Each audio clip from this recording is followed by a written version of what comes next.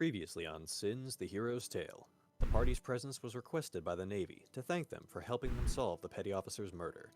Thalia elected to remain behind, while Ochaidh, Jura, and Charia followed the Navymen into the city. Upon arriving at the local prison where Julian was being held, the second floor of the building suddenly exploded. Regaining their bearings after the blast, the trio noticed a suspicious gnoll admiring the resulting fire. Failing to escape, but negotiating his release from Ochaidh's spell, the gnoll escorted them to a back alley tavern to explain himself. He introduced himself as Donnell Nello Lopez, a former pirate previously under Pirate Lord Arnes's employ, with whom Ochaidh was familiar. After likewise recognizing Ochaidh, Nello briefly told his story, explaining that he was now a mercenary for hire, and that Julian was just another mark.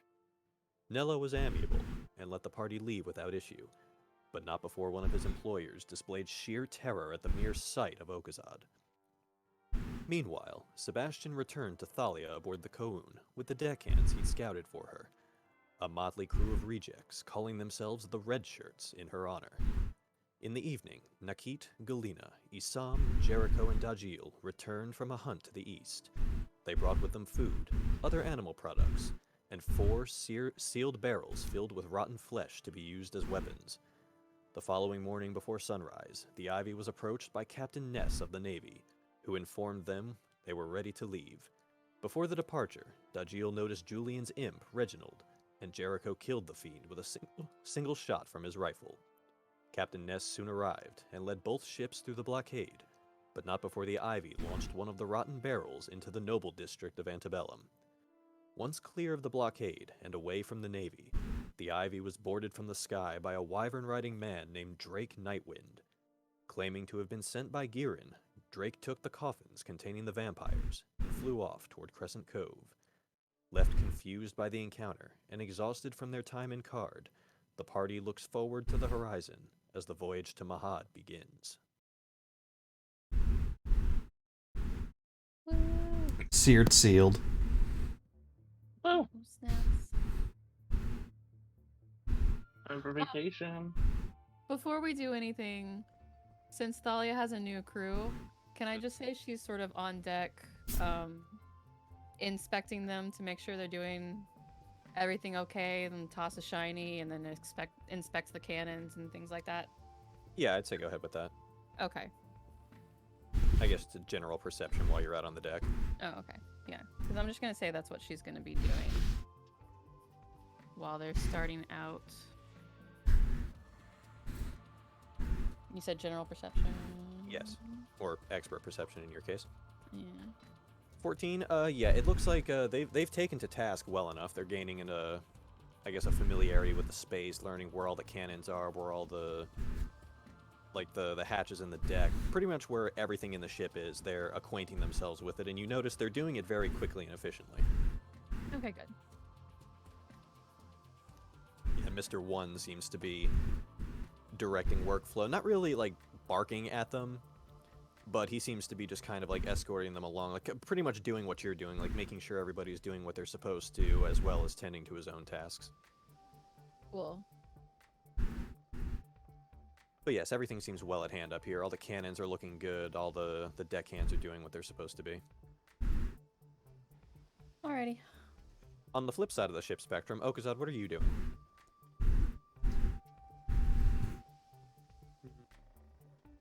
Apparently becoming non-existent. Apparently. Honestly, I think he just would have gone right back underneath and just like waiting out the voyage rather. Cool. So then I get to roll something real quick. Uh-oh. I have done this hidden off-screen for the last couple of voyages, but I have now decided to do it here. Uh-oh. Oh my That gentle one god! roll. This is... Okay, what did you and do? it's above 75, so Is this did you label your severity that one roll? No, not the severity. Oh, then what is this? That So one roll? those, Thalia, you're fine, because, I did take note of something that you just said. Ochaidh, well, actually, no, Ochaidh, you're down below, so everyone who is currently on the deck of the Ivy would feel this massive gust of wind sweep forth off the ocean, Oh, and shit. it actually hits the sails so hard. Achaidh, you hear a snap and then a creaking as the Ivy's main mast is split by the wind and falls pretty much clean in half. I was very quick to punish him with that.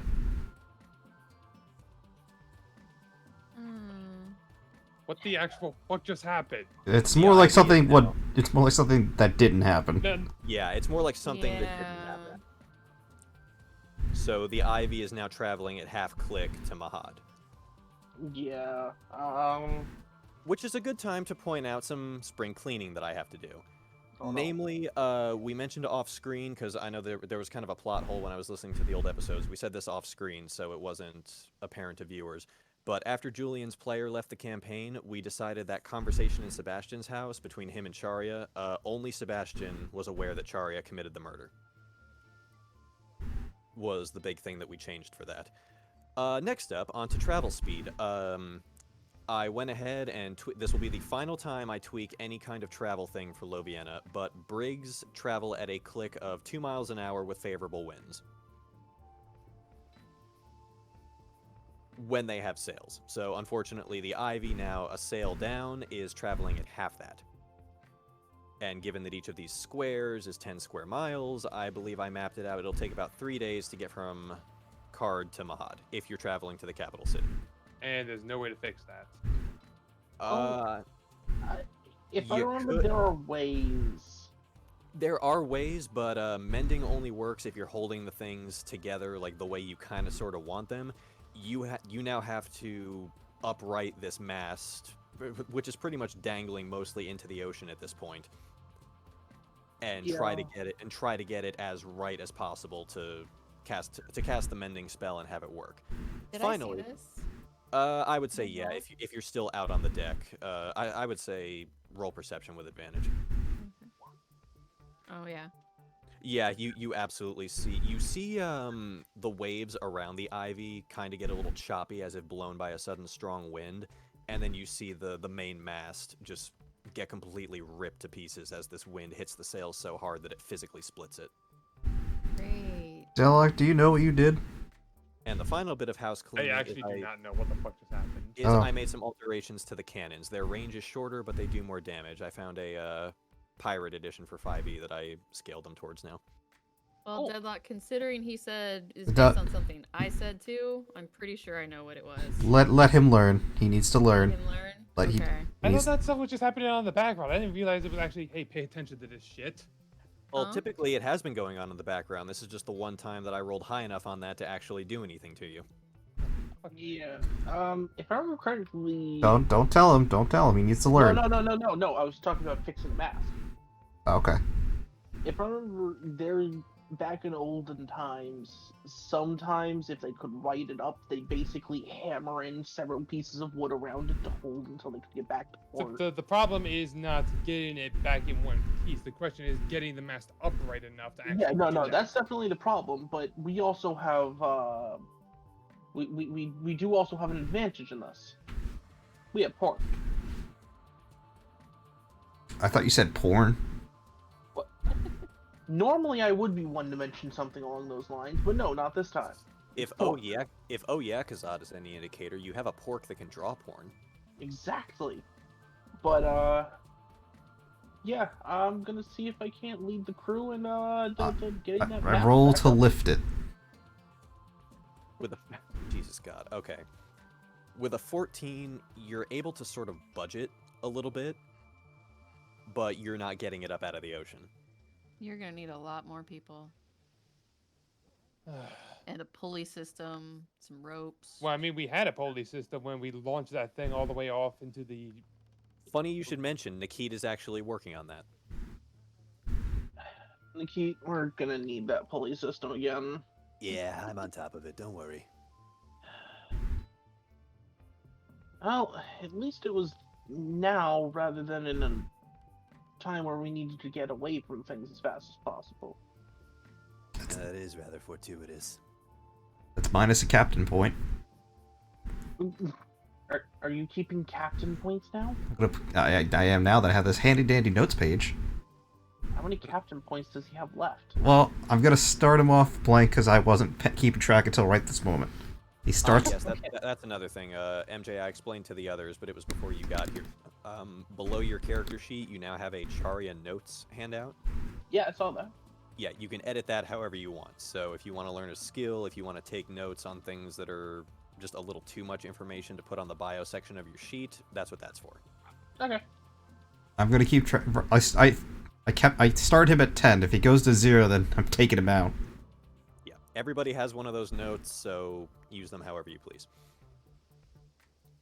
But Nakit is able to arrange this pulley system, and so he'll tie a rope around the mast. He'll get everything hooked up to all the rigging and the pulleys. And he actually looks to you, Charia. So do you mind if I borrow Pork and No, no, no. Jura, do you mind giving me a hand? I can give you 2. Even better. Then this is going to be a collective athletics between you, Nakit, and Pork, all with advantage because of the pulley. And I'm gonna cheer them on with a bardic inspiration. And thank God for that advantage. So the deckhands are in the party now. And so far, it's looking pretty good. Come on, Pork. Pork's having an off day. Seems alright. So 23, 21. Yeah, really, like, if it's over 50, I'd say. With a little bit of doing, you do manage to yank this thing. You hear the squeaking as the pulleys irk this thing slowly, like, more upright. And it manages to hold the mast pretty much where it was. I mean, there's still a split down towards the bottom that you're going to have to address. But for the moment, the mast Oh, is... because that's going to be addressing that while these guys have it actually in position. All right. Actually, I'm pretty sure I can. Yeah, I can do that. Ending. As long as it is no longer than 1 foot in any dimension. Well, I imagine the dimension I'm doing is going to be relatively fine. A ship's mast is usually a little longer than 1 foot in diameter. Oh, great. Well, at least I can get However- like some of the process done. Yeah, I will say, it's a cantrip, so I'll float it to where if you want to cast it multiple times while it's being held in place, it'll take a couple of castings, maybe 3 to get everything So exactly basically right. 3 minutes worth of actually mending it back together. Yes, yeah. That's So fine. over the course of 3 minutes, 3 uses of mending, you can fix this as it was. Yeah, he's going to at least get some leeway on that. Then yes, as pretty much all you would just ask, hey, hold it in place for a minute, Yeah. or 2 or 3, and over the course of 3 minutes, you manage to repair the mast as it was. Alright, now that that's done with, is everyone okay? No one got hit by that thing when it fell? I can't believe the captain broke the mast. He glares back at that. Well, you did. Everyone else saw it. But no, I'm fine, Nakit says as he's now looking around the ship. Looks like Yeah. the rigging softened most of the fall. That's good. Alright, let's get everything ready. If the winds are going to be picking up like this, let's not have the mast break again. That. Okay. Can I actually then make sure that like everything on the thing is actually intact? Go for it. Just a perception to look around the deck. 16.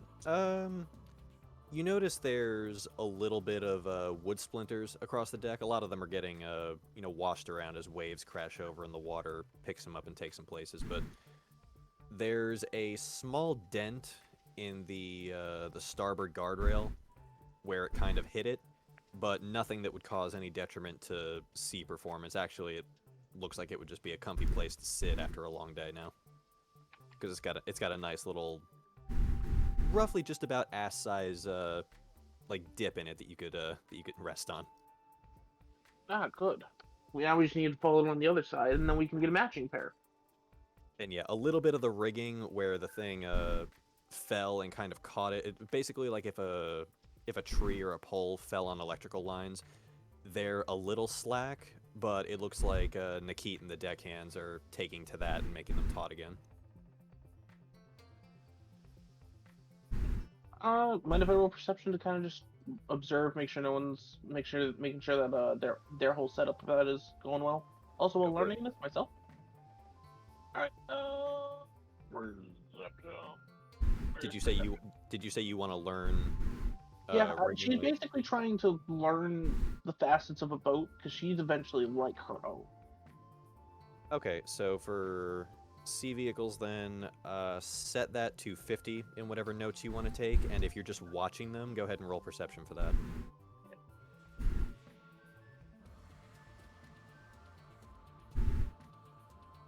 Let me just put that in the notes. And yep, she's just going to watch because she'd rather not just take forever with her learning right now. She can learn it for her. Fair enough. That's a good idea. I might do sea vehicles as well. Okay, I so mean, I think you would have to be a lot closer to actually watch this. I will but- say, Thalia, you can roll perception with disadvantage, watching stuff that's going on the Ivy. Okay, so I got 4. Can I not watch my own ship? Oh, okay. Then yeah, if you wanted to watch like the helmsman or whatever. So Charia, 9, rounded down. So add 4 to against the total for learning sea vehicles. Yep, 40 out of 50. Yep. And once that hits 50, I'll give you proficiency with it. But once we're in port, then she can, learn the facets a little bit easier. Without and that, repeating them. and the reason I gave you half is because you were watching. If you're actually like, say, manning the helm or working the lines, then it'll be a different skill, and you'll get the full amount. But for now, she's mostly just making sure, and just making sure nothing else is going to snap, break, or kill anyone. Right on. So perception Yes. for watching my people. Just watching your deckhands work and your helmsman steer. Okay, 11. So you'd add 5. And you said it's 5 out of 50. Yes. Okay. We'll say 50 is a good threshold for sea vehicles. Okay. And it is at this juncture I'll say that now that the Ivy is back at full click, it will take approximately 3 days to get to Mahad. So I will give each of you, should you choose to use them, 3 conversations a day. 1 in the morning, 1 in the afternoon, 1 in the evening. Oh man. So if you would like to roll initiative now to see who goes first, feel free. That's a strong opener.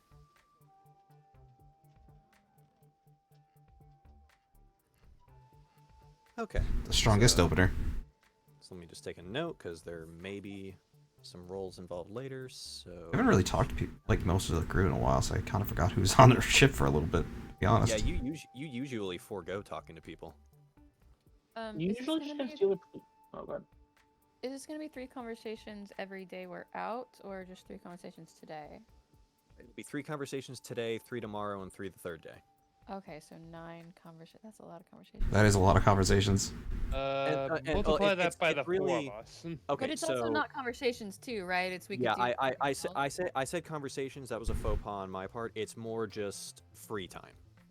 So you have Okay. 9. So you have 9 counts of free time. If you want to use those to better your skills, learn some new ones, do whatever. Conversations are just one of the many things you can do. Okay. Because I don't want your time at sea to be completely useless. Are you going to give us a certain amount of time for us to do this, though? Because that's a lot of potential long conversations. I would say Depending on yes. who we talk If to. you do start a conversation, try to keep it concise. Like if there's an actual point you were fishing for, try to get to it right away so we're not bogging down the episode just with that. If it drags on too long, I'll say, hey, we need to wrap this up, and then we'll go from there. Okay. Because I think I have a lot of people to talk to, so I shall try. Yeah, to I mean, you limit. just got a new crew, so yeah. Yeah. I'll figure Okay. it out while y'all are doing that. So we'll start with Charia. Okay. To start it off, I'm actually gonna go talk with, oh God, We got the thing on the side there. yeah, that's what I'm looking through. I haven't actually. And don't forget, we also have the deckhands too, so you can talk to some of them too.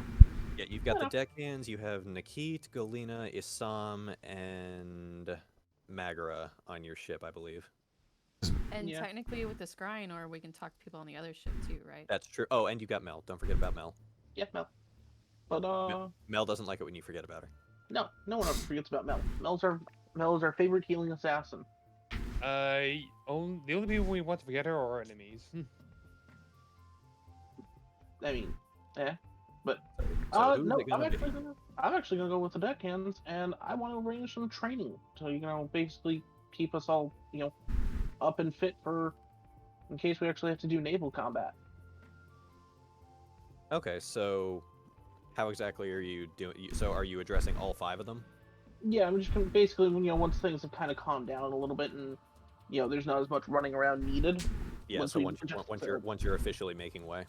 Yeah, once we're officially making way, I'm just gonna kind of gather up and be like, so, I'll admit I have no naval sea combat experience. Do any of you have any naval sea combat experience? Really? Darcy says with a shit-eating grin. I couldn't tell.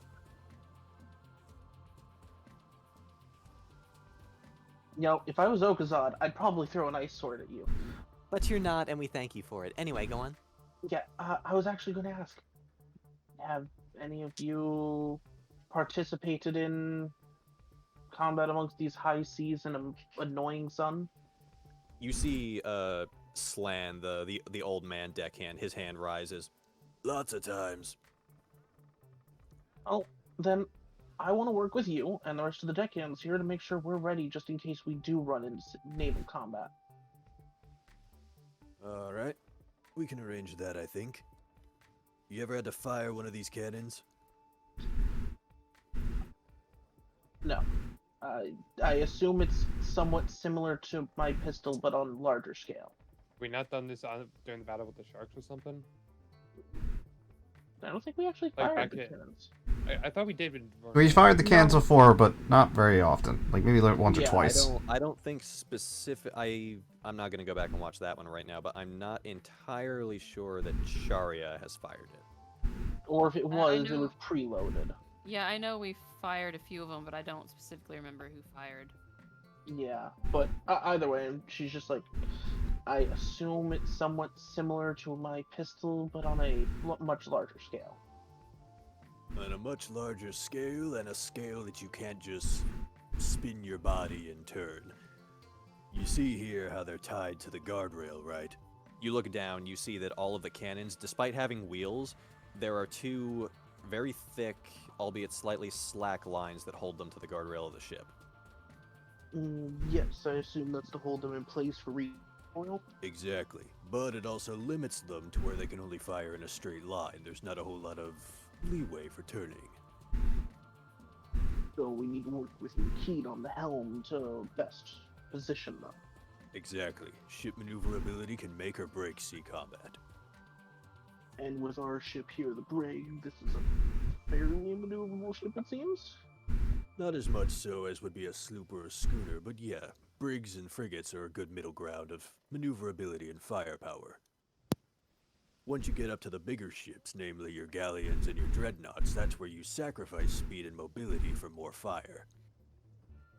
Which there's advantages and disadvantages to all of them, it seems. Of course. And then the Navy cheats, they have those engines on theirs.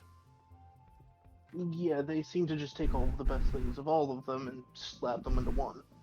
Well, the trade-off of that is their ships need to be so much equipped for those engines that it tends to sacrifice how much firepower they can actually carry, so it kind of evens out. Then if we take out the engine, with a lucky hit... They're effectively dead in the water.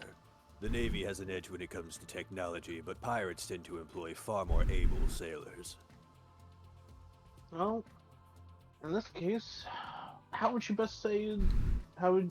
Slan, I want you to take charge of this training with me as one of your students also. Fair enough. If sea combat ever breaks out, just keep to my shadow. Yeah, and she'll give a little salute. Besides that, though, let's just make sure the mast doesn't break again, and, stay safe. I don't want any of you guys getting crushed by the mast or something. It'd be really sad for one of us to go out like that instead of in a blaze of glory in battle. Why the hell did it break the first time? I think the wind caught it. Like there was a sudden gust of wind and it just caught the sail full on. I think. You see him start to grumble under his breath. He's something fucking squalls something. Sorry. As smartass over here likes to say, and she'll kind of glance over to the party, to the deckhand smartass, and squalls. Oh yeah, random little bursts of wind or small storms on the ocean. They're a real pain in the ass. How they sound like it. They sound really annoying. Like most people wouldn't like them. That. God damn it, MJ. That was thinly veiled, and I hate you. You're a douche. I'm sorry. I'll be better. I'm sorry. you're- No, you won't. You're sorry you got caught. Yes. Actually, no, I'm not, because I was hoping one of you guys would catch on to the joke. Anyway, he goes on to warn that squalls and rogue waves are the two big things outside of sea combat that you have to worry about while at sea. Alright, well then, I'll do my best to pay attention to the waves around us, since the captain has been sitting below deck, moping or something. Oh no, he's on deck right now, just watching over things. Yeah, Yeah, but- there's one other thing. Oh? Those swivel guns on the aft. Those don't exactly pack as much punch as your 6-pound cannons here, but those actually can be spun around, hence the name. Alright. I'll have to keep this in mind for sea combat, just because most of us, I don't think, have engaged in a bunch of it. One other thing to remember is that while cannons and swivel guns pack one hell of a punch, they're also slow on the reload. So make sure you preload, so that way you don't get caught out. Got it. Exactly. Preload, make sure there isn't too much seawater gumming everything up, clean it if it is gummed up, and after it's fired, you have to add the gunpowder, then the cannon round, and then you're ready to fire again. Alright, I thank you for your knowledge, Slan, and should we run into naval combat, I will be working as best as I can with you. Understood, ma'am. And the rest of you, like I said, just let's make sure that nothing breaks again. It was annoying to fix once, let's not have to do it twice today. They all render a kind of half-assed salute and get back to work. Yeah. But Charlie's gonna keep an eye out for those squalls and rogue waves, because they sound actually very dangerous to her, and yeah. Alright, then moving on, Thalia. Alright. I think I definitely need to talk to Lucian first. Lucian, okay. So you're able to find him down in his workshop. Okay, so I go in, greet him, and ask him how he likes his new space. Thalia, how lovely to see you. This is amazing. Did you clear out the entire forward hold on my account? Well, you needed space, so I made sure Yes. you had some. Yes, but I was not expecting this level of space. This is fantastic, isn't it, Clover? He looks down at the cat. He reaches down to pet her. You feel Clover's body begin to vibrate as you brush your hand over her. So I look at Lucian and ask if he's, working on anything right now. At present, no. I'm at a slight loss for materials after card, but and I've gotten over to my hard once or twice. I know they're good for supplies. Mm-hmm. Well, now that I have a crew, I'm gonna be thinking of ways to get money since I need to be able to pay y'all. So where He was I looks going he, with he this? looks at you like with a blank stare, like blinking a couple times. Y'all, and by any chance, am I included in this? Puts up air quotes. Y'all. Well, you are part of the crew, so yes, you get paid weekly as well. Yes, but see, I was under the distinct impression that my service here was indentured. Have you not been getting paid? Like, No, you've been with us for a while. no, none of us have. Mel's about ready to throw a shit fit. If Achaidh is not overthrown by mutiny, it's going to be by some other means. He might just disappear. He might be crab food. We don't know. Oh, okay. Well, on this ship you get paid. Well, Charia was in charge of the finances. You're the one that tells me to pay people. Yeah. Who never Typically told that me fall- to pay people? Typically, that falls to the ship's captain.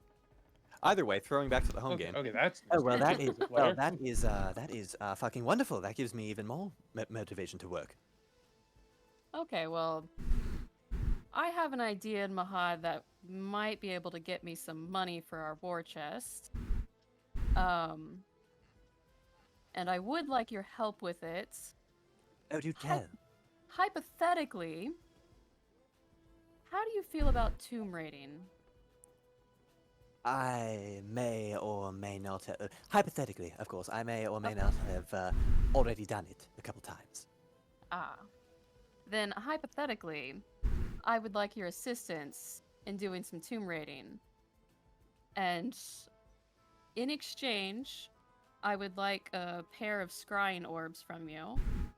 And in exchange, anything you find in the tombs that pertains to any of your work, you are more than welcome to keep. Roll persuasion with advantage. Persuasion with advantage. Do. Imagine both ones. With a 16, he looks at you, looks left and looks right. Then I would hypothetically advise you to check my room upstairs. There is a chest at the foot of my bed. Go in there, and I may hypothetically have charts detailing the burial grounds of Mahadi kings. Tombs, lucrative tombs, just laden down with things that may or may not hypothetically interest you. Of course. Then I will hypothetically look these over.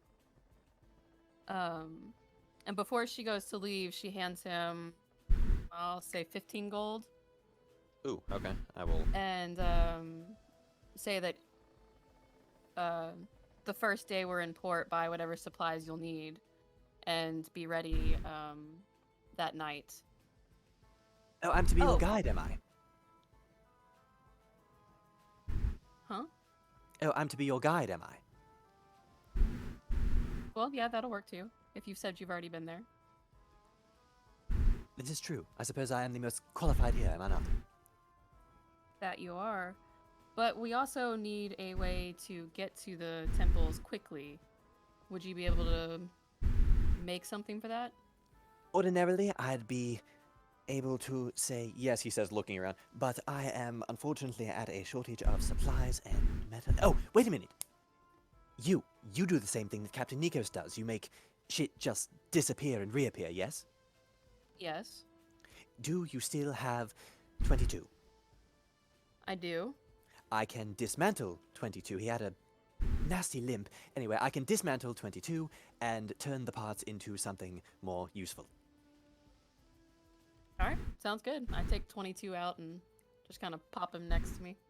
As you withdraw 22, you notice it is no longer the gold metal with silver accents that it was when you put it in. It now has a black, like a completely black paint job with red and purple flames all over it.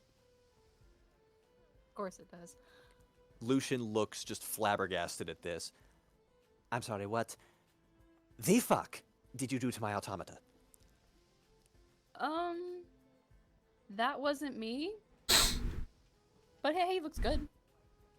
Persuasion. Nope. I assure you, madam, it does not, but it doesn't matter. I can disassemble, I can clean it. We will not paint it again. No, absolutely not. But this can work. When do you need it by? I assume when we get to Mahal. Yes, we will hypothetically be leaving the first night. Right. So, hypothetically, in 3 days, I will hypothetically have it in 1. Awesome. Incidentally, I do need to take to this. If you don't mind, kindly just have Ayame bring me my meals down here. I will let her know. I appreciate it. If there was nothing else. No, that's it. Very good. Then I'm going to start working on this.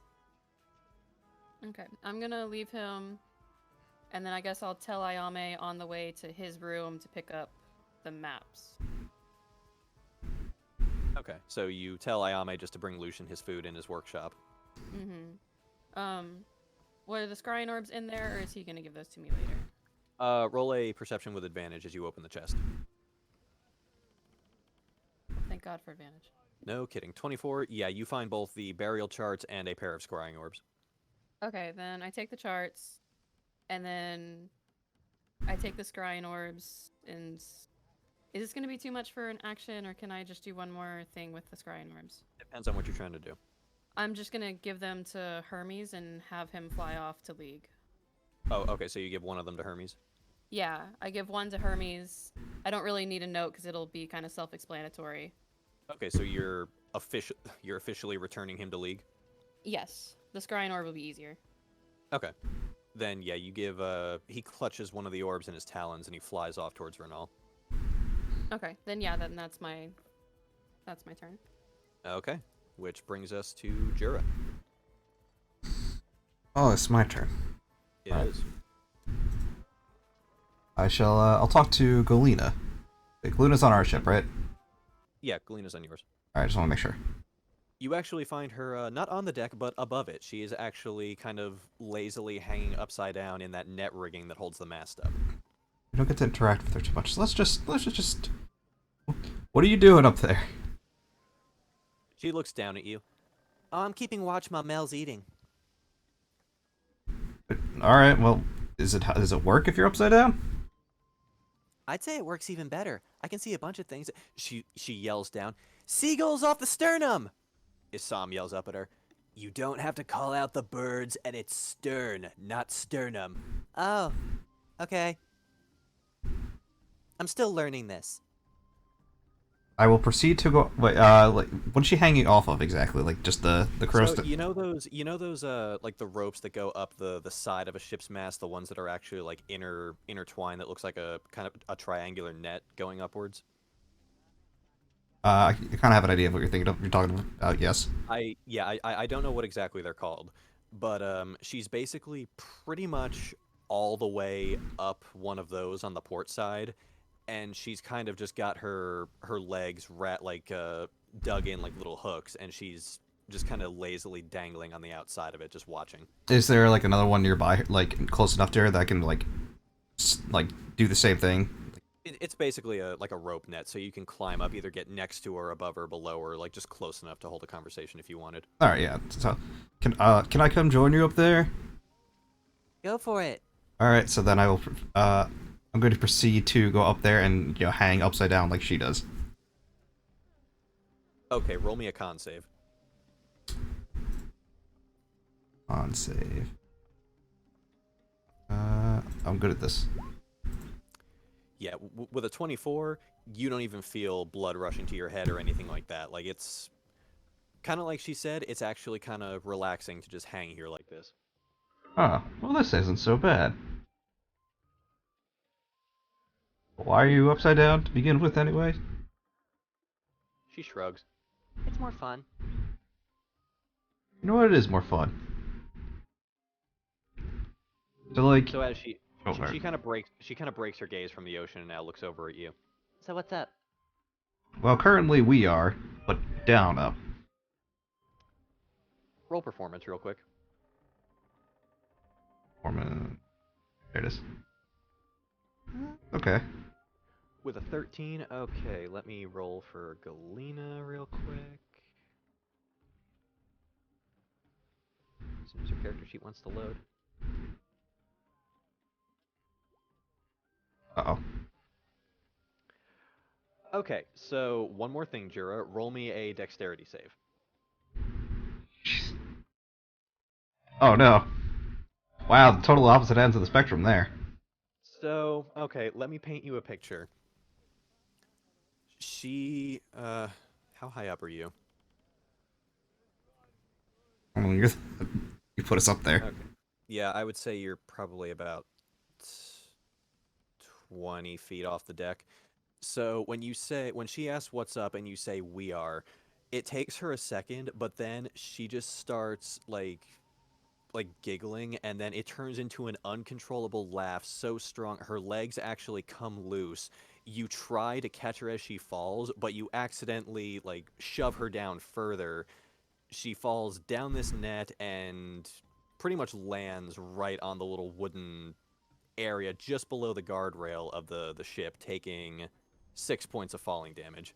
Oof, are you okay down there? She's still laughing hysterically at that stupid fucking joke. Ah, well, she's okay. And you see her like between laughs, like spurting out. It's funny because we were up. You were just making it wasn't even a joke. I was just making an observation. Oh no. But eventually, she does stop laughing. She settles down and she climbs back up. And while still giggling periodically, she pretty much gets herself in the exact position she was in. That was something. It was. So, how do you feel about being on the crew after, you know, you haven't had much to do since being here? It's fun. I've enjoyed what we've seen. I mean, that place we were, Card? Yeah, that was a little, Yeah, none of us, wasn't fun. none of us were happy about that one. So don't you worry about that. They wouldn't let us go into town. They were mean. Yeah, no, they didn't like me either. The hunting was good though. That was fun. I like that. Well, maybe we can do that in Mahad. I don't know what kind of place it is. Roll a history with disadvantage since you're kind of from the other side of the frontier.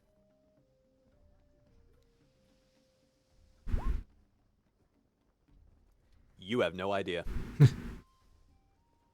I heard it's vacation spot, so there must be lots of rats to eat. You see just like her neutral expression just go into like a full out grin. Oh, that sounds awesome. I don't know. That's what it sounds like. That's what vacation sounds like to me.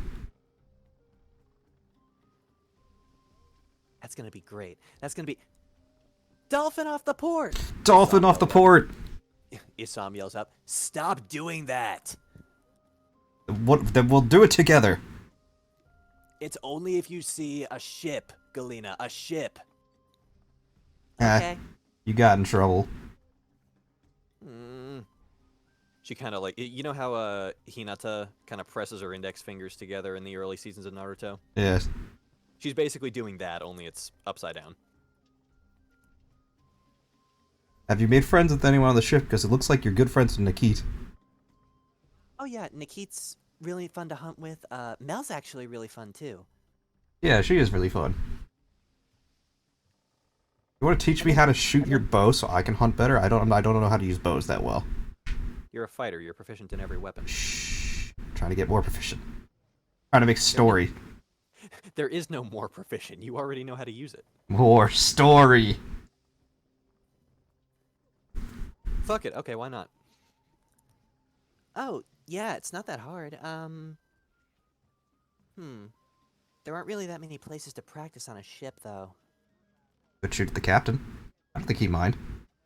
Roll persuasion.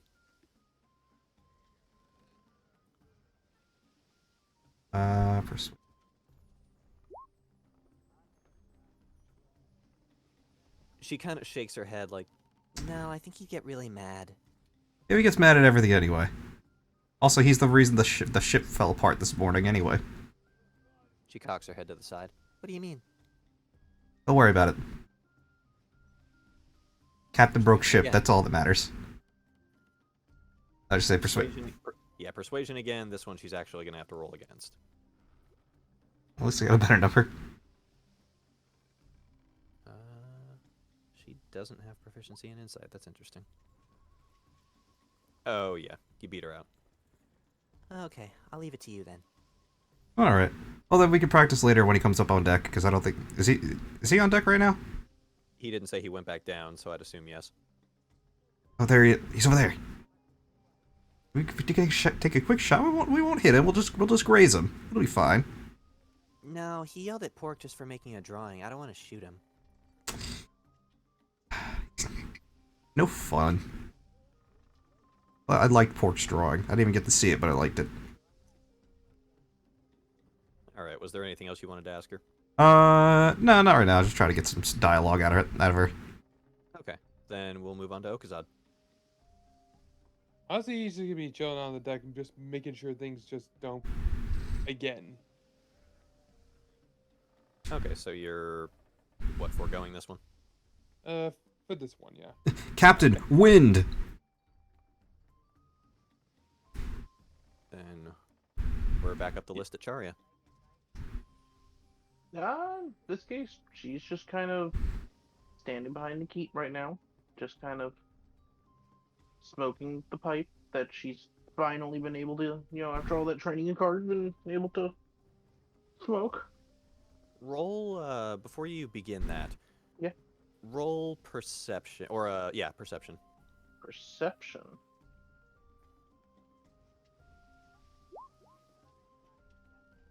Nope, you don't hear it. Ochaidh or Jura care to do so with...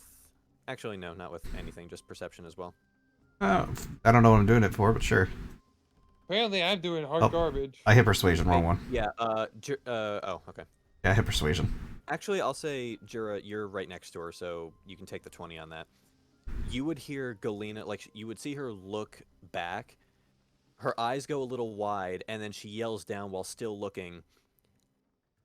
Boats off the stern! Or, no, dolphins. No, boats. Really fast boats, though.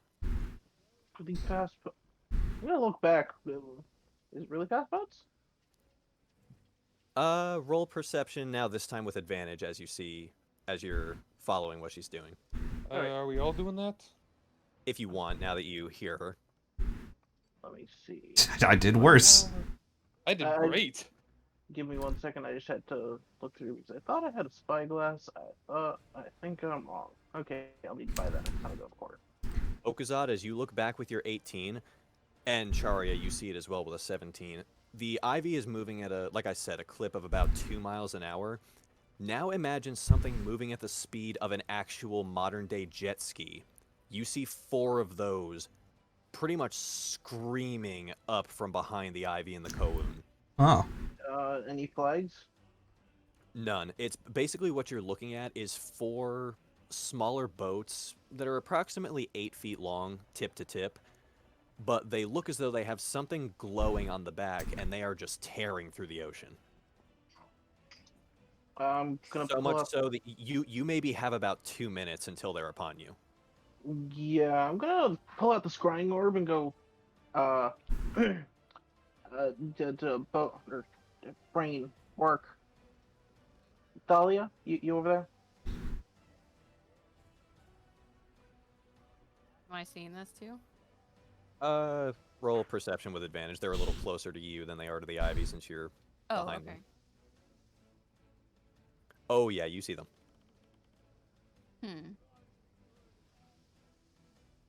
Hey, Thalia, you see those things behind us? Are you on a scrying orb or yelling Yeah, at me? yeah. He's scrying you. Yeah, Oh, I'm using one. They're okay. scrying orbs since we each have one. Okay. I'll answer it and I say, yeah, I see him. Don't suppose they're your friends.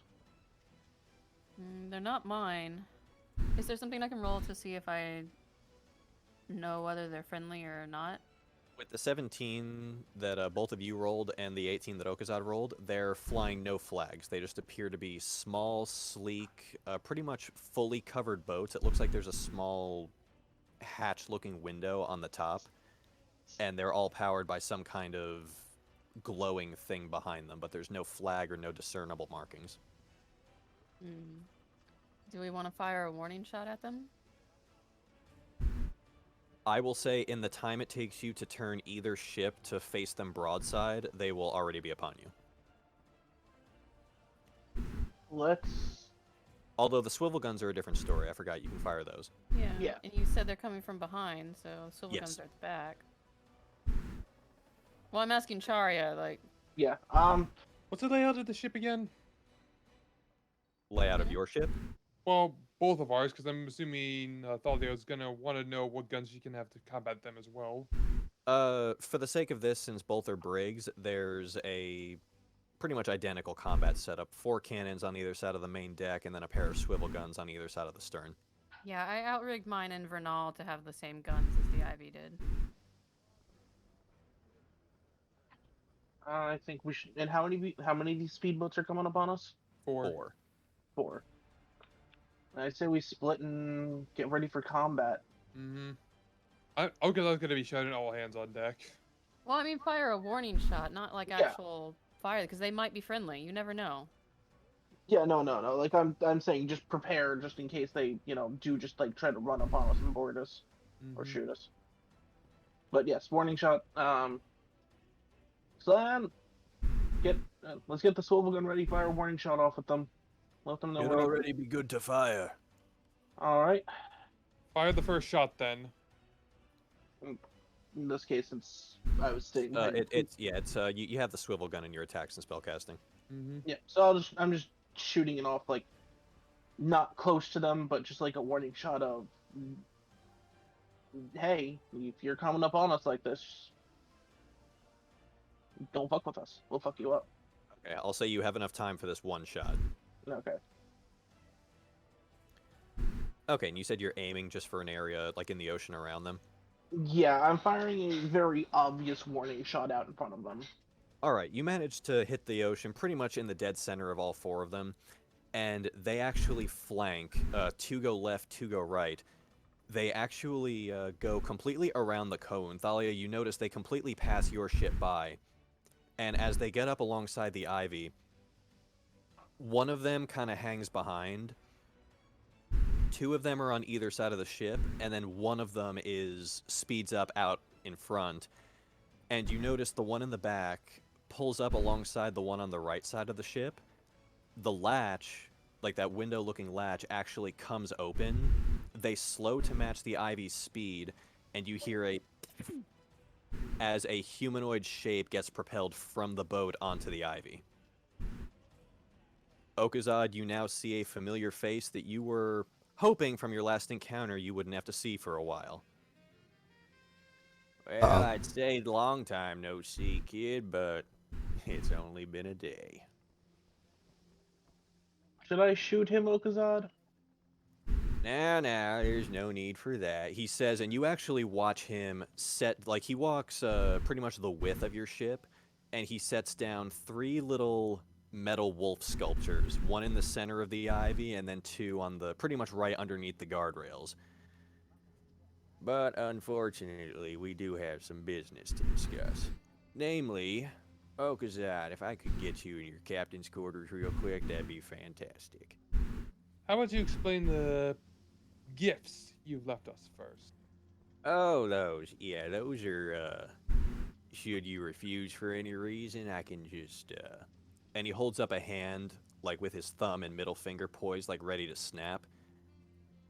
These things are about 10 pounds each of just pure magical explosive force. So all I have to do is snap, and I could split your ship clean in half. And martyr yourself. Oh, I'll bet you I could take the explosion. But you can't. But I don't want to do that. You don't want me to do that. So if we could have this little sit down real quick, kiddo, I'd appreciate it. Any particular reason you couldn't ask this in card without the obvious threats? Certain information came to light after you lot left. So my employers told me and my compatriots here, he gestures to the 3 other boats in the water, to come and track you down before you got too far out of the city. Relax, we're not taking you back. Oh, thank God. I think we can all agree we all hate that place. You all hate that place, right? I mean, I sure as hell do. I definitely hate it, though I'm definitely not. We've already been over this, Jaya. I was mostly referring to that.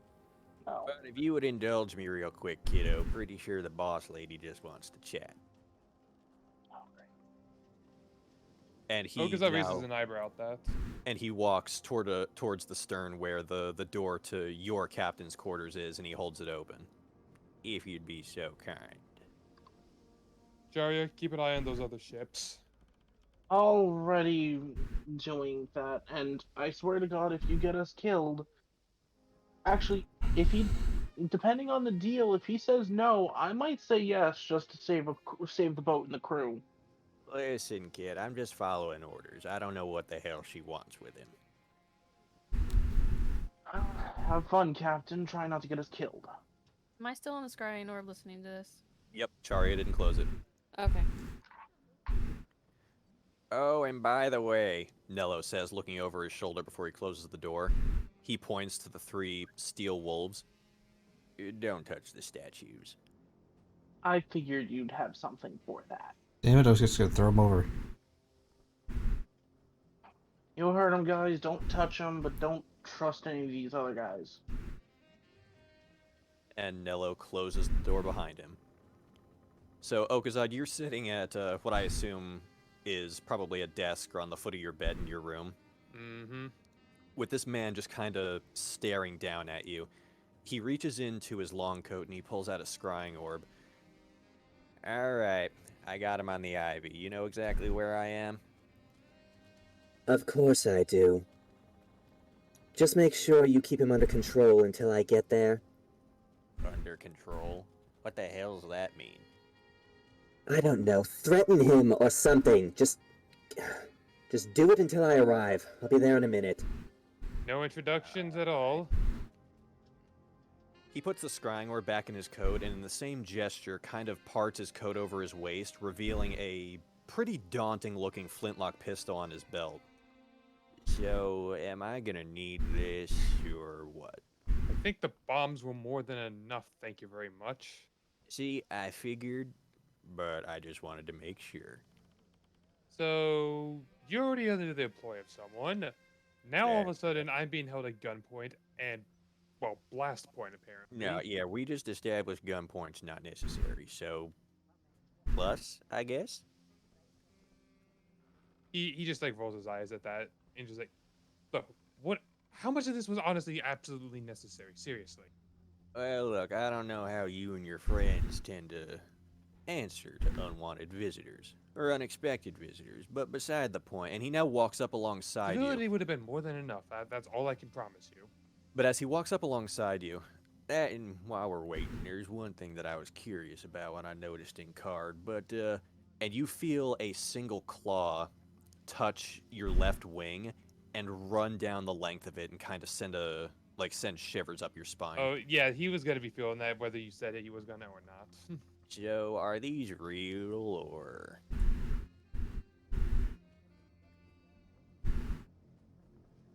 No comment. Oh, come on, don't be like that. What, are you not the sentimental type? Under different circumstances, maybe.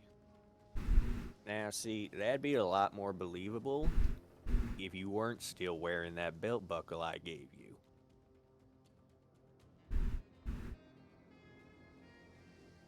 So come on, you can't just do me this little service. I've seen you with the tail. I always thought that was a little weird.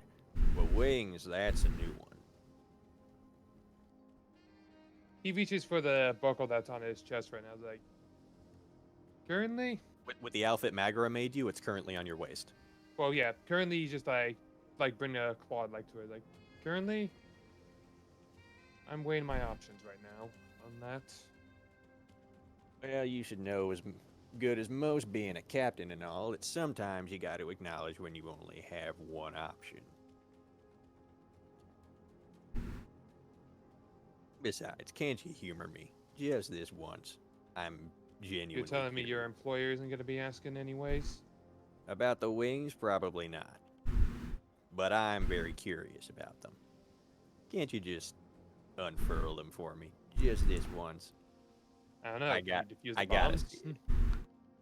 Oh, once we're all done here and the boss lady says what she has to, I'll gladly jettison them for you. I'd rather they be jettisoned now. Surely we could just be a bit more civil about this. Was it real Persuasion tough? with disadvantage.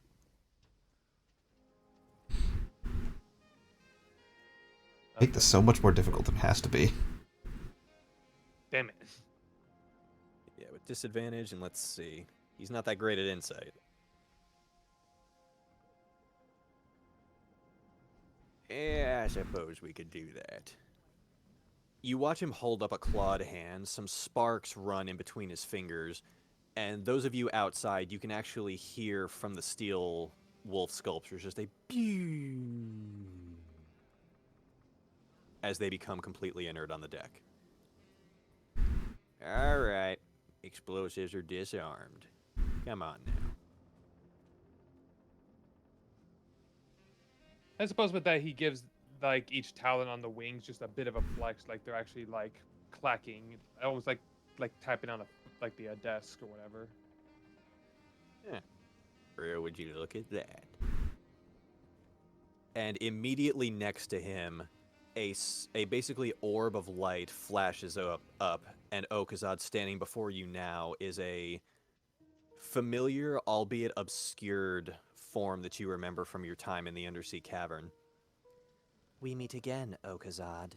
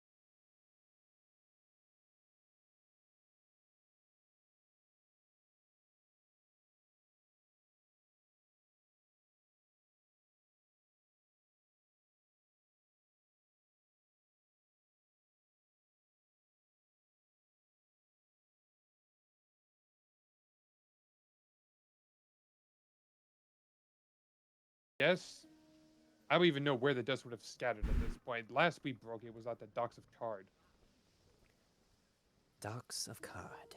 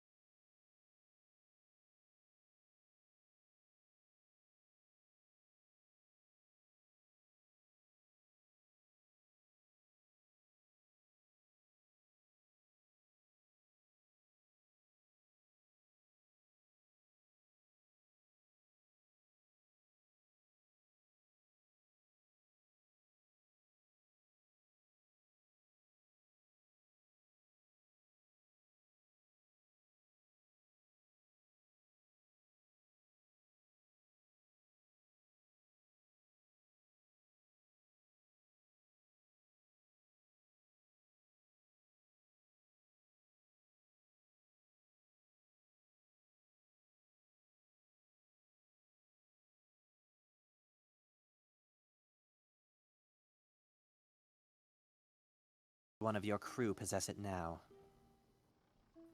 I actually do not remember personally as a player. Do we remember who has it? Yeah, Jura has it. Yay! Last I checked, it would probably be in the possession of the only magically inept person. Oh, sure, just rat me out. Well, honestly, do you Your want that or do you turn. want the bomb?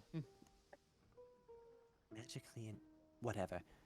And who is that? What is their name? His name is Jura. He's the lizard out there. Mother. but- Nello!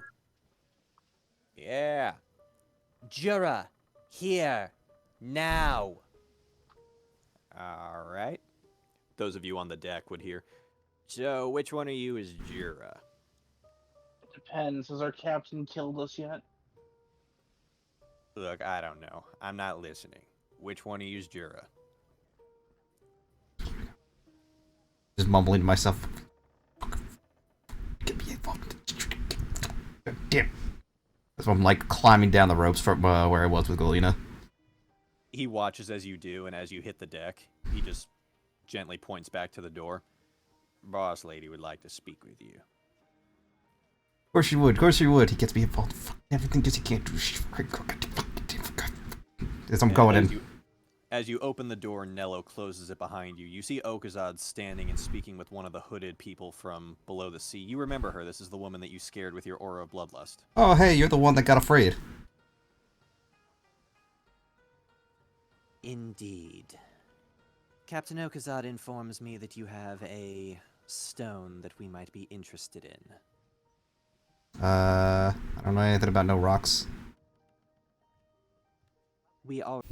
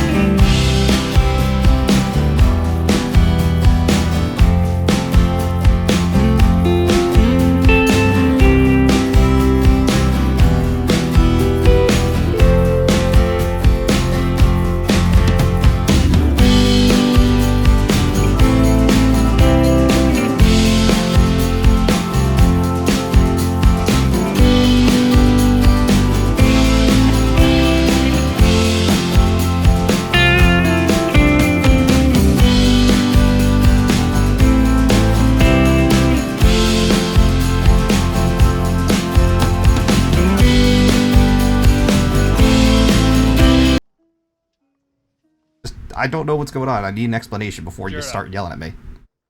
The amulet. Oh, so you could have just said that. Like, why you need this? What do you need it for? As you present it, she looks at it, and her posture immediately changes. What the actual fuck is this? I don't Why know. do you have this? I don't know. Apparently, everyone in the goddamn world has something like this. She looks at Achaidh. These are what you were talking about?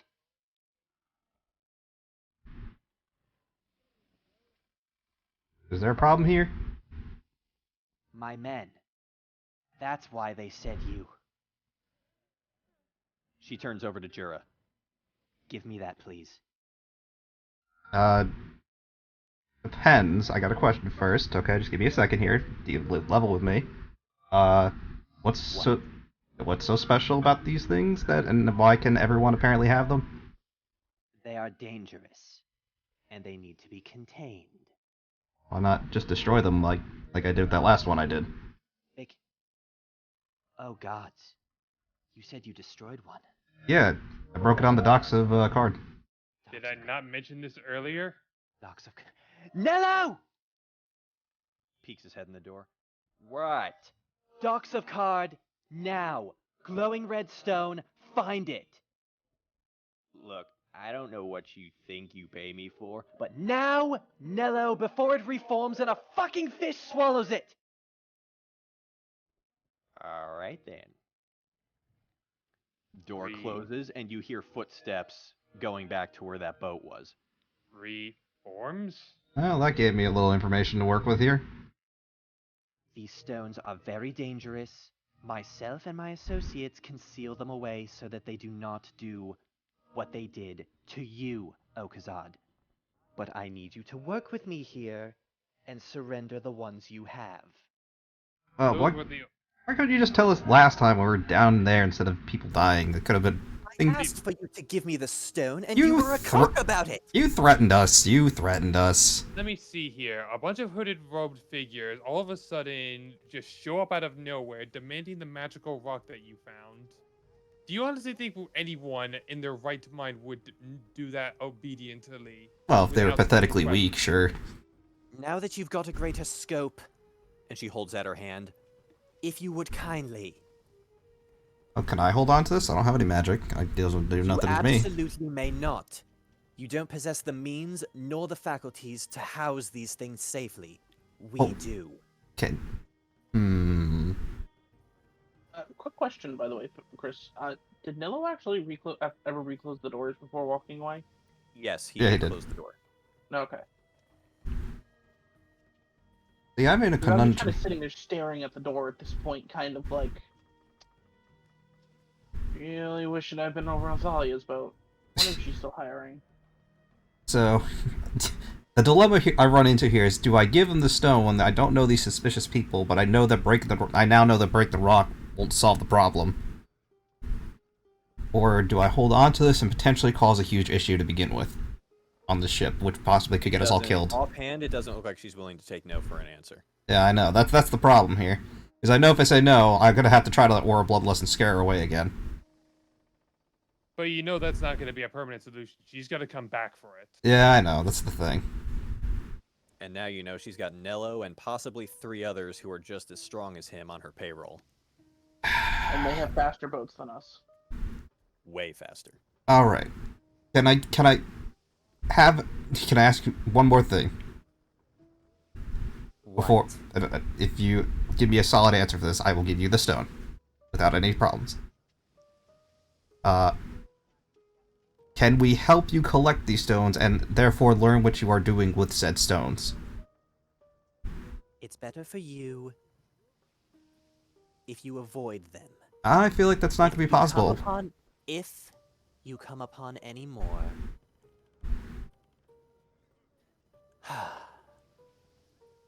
travel to any tavern with an eye above the threshold and tell the bartender that you found a red stone. One of us will be there within the hour. As for what we're doing with them, we contain them in a safe off-site location where they cannot be used, abused, exploited, or where they can corrupt anyone else. Alright, fine. But we're going to have more talks in the future, because without a doubt, we're going to keep running to these rocks. I have to agree with the lizard on this one. Let's be honest here. It hasn't even been a week since the first incident, and we already come across another. Like she'll tell me there's one in MacLeod somewhere. But alright, so I'll keep my word and I'll give her the stone. But let us become more friendly next time we meet, because we're gonna meet again, okay? Let's just You place it in her hand. Achaidh, you notice nothing happens. Yeah, he's just like, yep, that's fine. She puts it in her cloak and she pulls out a scrying orb, much like Nello had. Attention all field operatives, we are now looking for more of the red stones that have surfaced. And within a couple of minutes, Yes, ma'am. We're actually investigating a lead on that. Son of a bitch, of course you are. Where? South Donnell, ma'am. Seems one recently reformed there. Looks like it had been crushed by something heavy. We're sending a team to retrieve it now. Very good. Oh, Look, I'll say it again. Kindly stay away from these things and forget you saw me or that we had this conversation at all. I don't think that'll be possible. let's be honest, it's not going to happen. For no your matter how much sake. any of us would want to. For your sake, make it possible. Yeah, we, Yeah. She holds out that staff with the eye on it and disappears. such a disrespectful bitch. Exactly. Unfortunately, we're in a losing position. I would have rather not given her the thing. You and me both. We didn't have, yeah, we were in a losing position there. There's nothing we could do about that one. There was no escape. We should probably inform the crew, at least the core Nah, we should probably just tell everyone. Yeah, Charia Let's and get it over with. Thalia, if you were still watching, you would both notice Nello return to his boat, and all four of them speed off back to Card. Did he take the statues with him? He did. He actually he threw all three of them off the boat. Oh, okay, I missed that. Yeah, once they toss them off the boat and they start moving, I'm just like, okay, move us forward a little bit in case these things explode. Yep. As you guys are continuing on your voyage, they never do. Okay, but I'm going to open up the captain's door and be like, okay, so Okazad, why did you sell out Juro for whatever thing? So, Okazad, that will unfortunately count towards your afternoon conversation. That I feel like that should count towards mine as well. You could probably see him just like rubbing Fair his enough. temple, just trying to like mitigate that headache he's probably brewing right now. Fair from enough. all Juro this. will use his. Yeah, I'll consider it mine too, just also to save on time. Alrighty, where do I begin?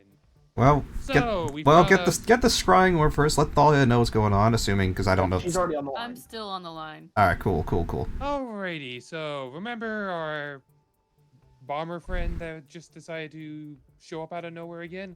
Yeah, We found out no, who their employer is. Our masked friends from the undersea. no, Or hooded right. friends. And what were they after? After Like the a amulet, wild the amulet, the amulet from the vampire. Kinda had to give it up, or else we were all gonna die. There's really no option in this. I will say you gave her just a little piece of stone that was clipped to it. You Well- still have the brooch if you want it. Oh, so I'll just hold and show it up. I still have this, but they took the redstone. You know that one that I broke? Apparently they fixed themselves after a while or something. Not So good. our efforts on the docks were completely pointless. Yeah, I couldn't really make out much of anything. All I heard was a lot of yelling. She was very angry. I tried to do my best to keep the rock, but then she says that they fixed themselves.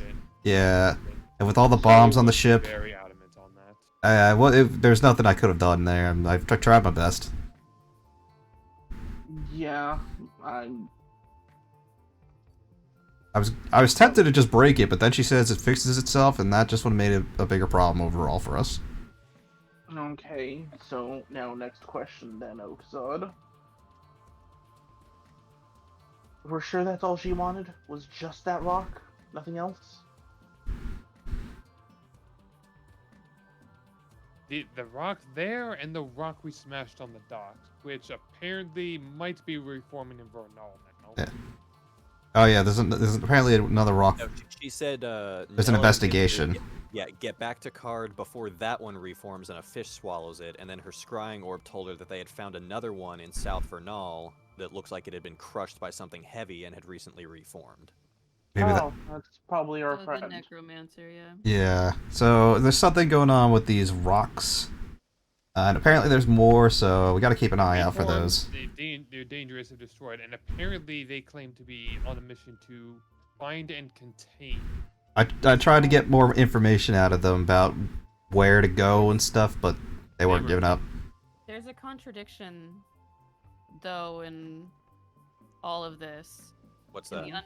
the, in the underwater, they said that destroying them would be a bad consequence, not that they would just reform. I'm going to basically pull that wool over when she was demanding No, the actual stone. Right? when they encountered you in the undersea settlement, they were asking after the stone tablet that you found. I know, that's what I'm saying. I don't think I don't know if Zach or Deadlock realized that. I don't think they did either. Yeah, That's until what I'm- until Ochaidh revealed the redstones to her, she had no idea that y'all had them. She was That's asking. That's why I was trying to. Yeah, I had no idea they would be referring to that thing either. Well, did we? She was referring to the stone tablet that Thalia found, and that Juggalo, and by extension, pretty much the entire celestial plane reacted to after she put it in her ring. That's why I'm saying, like, as Thalia, there is a contradiction in what was being said. The stone that she was looking for down there said that there was consequence for breaking, but the stone that they broke and, you know, these types of stones that they've been giving clearly have no consequence to breaking, they just reform. So clearly it's a different stone she's looking for. Yes. Did any of us? I was saying, yeah. Did any of us besides Thalia know about the stone tablets? I don't believe No, they do know. I believe later in that episode, I believe the rest of you said that while Thalia was in that store where she found it, the rest of you went shopping in other places. Yeah, so we wouldn't have Yeah, known to because begin. We wouldn't have known to when I begin was- with. When I was re-listening, everybody was with me when I first found it, and Jura actually read it for me. But then when Charia went to do the weapon shop, we said that no, this was going to happen at the same time. And Jura went to buy something too, so we just sort of said that no, nobody was with me. So no, nobody knows about the tablet. I'm just pointing out that there's a contradiction. But no. Yeah, at but this point- as soon as she found out about the redstones, her gear immediately shifted, and whatever she was looking for previously does not fucking matter. Yeah, so now y'all gave her more to look at. Very powerful stones. Things that she wasn't looking for to begin with. Well, we didn't. We didn't know. It was very clear about I would've stones. suspected I would have suspected something the moment she went. Wait a second, that's the rock you mean? Yeah, I mean, she clearly said that's not, like, basically, that's not the rock I was looking for. Where the fuck did you get this? Yeah, like, oh, not what I'm looking for, but way more important, the fuck. Well, Yeah, she said that very And- clearly, and y'all Oh, kind of kept going. well, I mean, again, we didn't know what the stone tablet, so that was just what was gonna Yeah, we default had for no us. idea there was something else they had down there. Yeah, she just said stone, and we thought she was I talking. know, I just think it, Yeah. meta-wise, I just Yeah, think it's yeah. funny y'all For didn't us, even... we did nothing wrong. For you realized. We, I feel like we set a certain series of events in order now. Like, I've been thinking that ever since chapter 2. I'm like, okay, like, one member of the party probably knows what they were looking for. The other 3 think they're after the fucking redstone. Yeah, I was rewatching that episode, and I was actually talking to you about the stone tablet while we were there, and I still don't think they realized which stone that they were looking for, because I remember talking to you afterwards going, which stone were they looking for? The tablet I have or this one? Because I was confused during that episode. Well, now it's been cleared up. Okay. Yeah. well, Hence why I was asking, like, they weren't looking for anything else, right? Trying to hint Yeah. to you, like, maybe they were looking for something else. Yeah, This I didn't entire time, want he to is a- tip my hand off camera for that. Yeah, Okay. this entire time, me as a player, I thought they were after the stone tablet, and I was getting really confused. well, maybe we pulled attention that away from your everybody tablet now. was on the- Maybe we pulled Yeah, attention away from your I don't have it tab. anymore anyway. Oh yeah. Juggalo has it And now. potentially something a bunch of months worse. Yeah. Speaking of Juggalo, wonder what he's up to. Okay, Well, yeah. you have quite a number of conversations you can still use. Meanwhile, the fire swamp, Meta. the fire is just a fire now. Yeah. End End of of meta. Yeah, and end of meta. All right. I'm going Getting back into it. So, oh yeah, they also said something about eye symbol in a bar. Bring the rock. Tell them that we have the rocks. So they either want us to get involved or they don't want us to get involved. Either way, I don't care about them. We're about to go on vacation, and Ochaidh, I swear to God, from the way she was yelling, it sounded like you were about to get us killed. Let's see. Hooded robe figures who tried to kill us the other day, all of a sudden showing up at your doorstep demanding something. Mm-hmm. Maybe you should have taken the 3 bombs on the deck that they said were literally going to cut the boat in half as a threat that you shouldn't fuck around with them. Which is why I gave her the rock. Yes, thank you, Jura, for not killing the crew. I tried to I'd get. like to be more like Jura. I did my best to probe for information. It didn't go too well. No, it did not. I also tried No. doing that myself, and that didn't go well either. Yeah, it really didn't go well, it sounded like. Well, Well, regardless, we're in one piece still. also while we're here, Thalia, do you want this brooch? It doesn't have the rock anymore, but No, I don't need it. all right. I'll give it to Mel. Maybe Mel will want it. Okay, I'll say you do that with your next one. So if, Yeah, that'll be my next one. So then, technically, Thalia, we're on you now. Did Chario not get one, or? I was about to start mine, and then suddenly speedboats. Yes. Okay. Yeah, for, so for technically some it's reason, I have you tallied. Okay, then yeah. So it's Charia's turn. Yeah, no, I'm just gonna go back up behind the heat and go. So, steering boats seems really difficult, especially with these squalls and rogue waves. They can be a problem sometimes, yeah. How does one boat more Okay, I'm gonna just cut straight. I'm looking to eventually get my own ship and get off of this boat because, needless to say, our captain is Okazad for now, and I want to make sure I can actually take care of my boat in case, something happens. The guy who normally drives the boat explodes violently because someone said something wrong. Well, piloting a ship is easy enough. It's more, once you're at the helm, it's more just a matter of avoiding obstacles, other ships, things like that. But you mentioned squalls and rogue waves, those can be a problem. Yeah, I was talking about naval combat and with Slan, and talking about why the mast broke, which it kind of just looked like the wind Wind was picked up. too strong from what I saw. Yeah, That's a problem too. If you have a ship at full sail, if the wind blows too strong, it could actually overpower what the mast is capable of supporting and snap it, like what happened before. and she's like just writing this down in a book. Usually, if you feel the wind start to pick up, you should strike to half sail. Or if it's too strong, strike to no sail at all and just use oars until it dies down a little bit. I see. As for rogue waves, they're a whole other beast. Ideally, if you can catch them far enough away from your ship, you want to turn the bow into it and take them head on. That way, the bow can at least split the wave a little bit and the ship takes less, if not no damage at all. And if you can't, what's the best way? Just pray that you don't drown? Grab something sturdy and hold on as tight as you can, because if a rogue wave hits us broadside, everything is getting jostled. Not great sounding, and No, they're not fun. from someone, and as someone from the Underdark, I can admit I don't have a lot of experience swimming, so Let's see, of the people here, Okazad can breathe underwater and I can hold my breath for about 15 or so minutes, so we might be able to make do, but the rest of you, not so much. yeah. And at this point, she's gonna kind of just take a quick puff off of her pipe and cast minor illusion as she's just kind of writing her name and practicing that move that she'd been shown. But that's why our crow's nest watches are so important. People with sharp eyes like Mel or Helena can see changes in the clouds or elevations of the water miles away, so we can make measures to avoid them beforehand. I see. To say nothing of them being able to spot sea contacts long before they reach us. Though, with the case of those 4 boats before, those are an exception. I've never seen any shit like that before. Yes, that seems like trouble that we want to avoid. They looked almost like naval Forsyth engines, but that's impossible. Civilians aren't allowed to use those.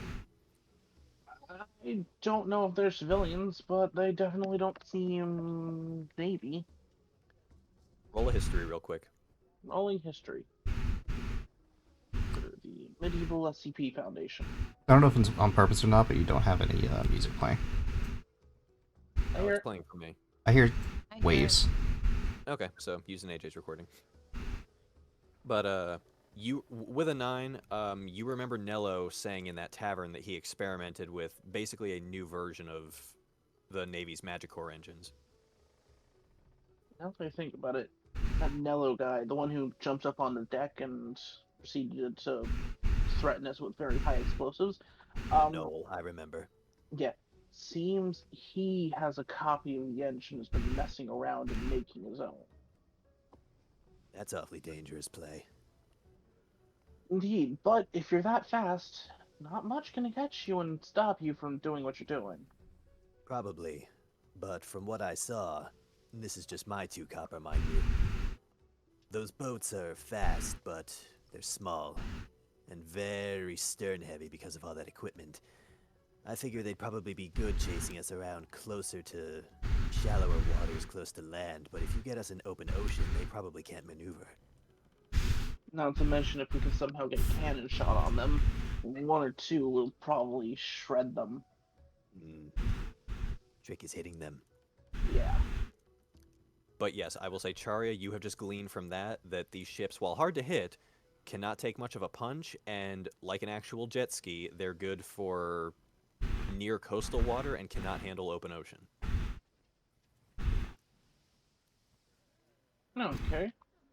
But yeah, no, she's just gonna kind of observe and, kind of just pick his brain on piloting the sea vehicle. Okay, then I can give you another perception to glean or to learn from him. Aha, another 4. Yep, add another 4. Okay, now we're at Thalia. Okay.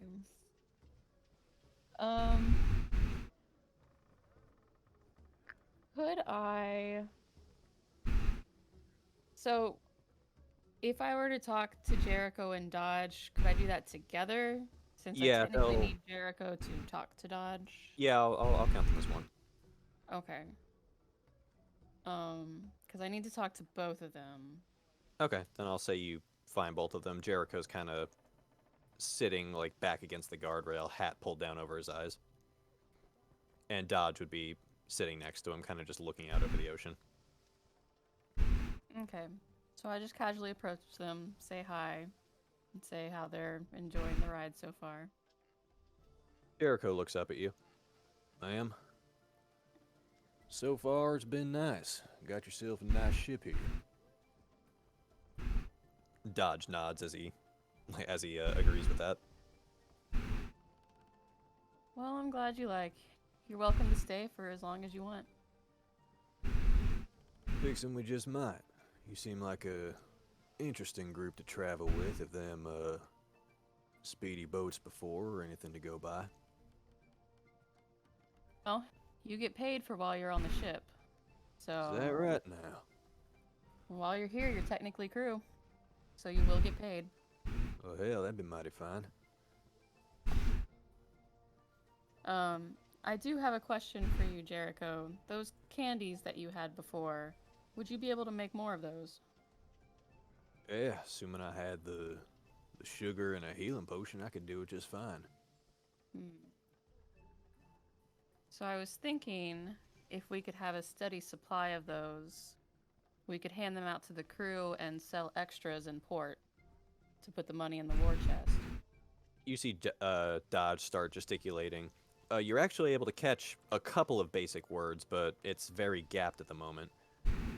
Dodge says he can arrange for a couple of letters of credit from his family. They actually distribute sugar to a lot of places across the South Shore and then a little bit up east and west too. All he'd have to do is turn that into a general goods provider what sells his family's wares, and they'd entitle him to a supply of the sugar. Okay, good. Then I say we can start doing that every time we hit port. Well, that's fine, and if you want, I can actually make the potion so you don't have to pay the double amount for retail. Oh, that'll be good. Chris, we can hash that out later, so we're not talking about that too much right now. We'll figure that out. And I ask him if there's any he can make right now, and I say I have at least 1 healing potion. Well, yeah, I can make some. Pretty sure we got some sugar down in the aft hold. See, between that, I got another 3 potions on me from before. So let's see, I can make about 3 sticks of rocks per potion, so that'd be 12 altogether. Figure that'd be enough for you? Yes, that'll work, and I can pay you for those potions, too. Oh, hell, alright. Well, that's, let's see, typical retail's 50, but, I make them at cost, so 25 gold apiece. Okay, so 75? What was it? Yeah. Yeah. Okay. So then I'm gonna hand him 75 gold. Thank you kindly, ma'am. And he, in Um, turn, takes the one healing potion from you, and he has 4, so whenever he's done talking to you, he'll take to the galley, and he'll get working on that. I'm gonna ask, because it's anyone that has magic that can, right? Anyone with proficiency in an herbalism kit, which he has.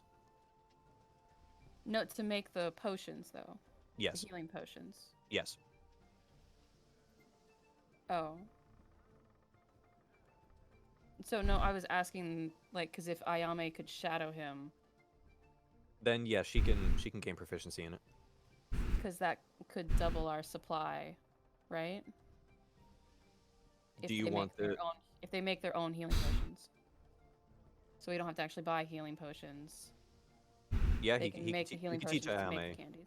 Yeah, he could teach Ayame how to do it. Okay, because she has healing spells. Right. Okay, yeah, then I'm gonna ask that he have Ayame shadow. He'll nod. Yeah, I guess that could work. 'Cause she has that, a cure wound spell like me, doesn't she? Yes. Yep, that's part of the process, so... Yeah, if I teach her how to use the herbs kit, she could use it just fine. Okay, cool. Then we'll have that.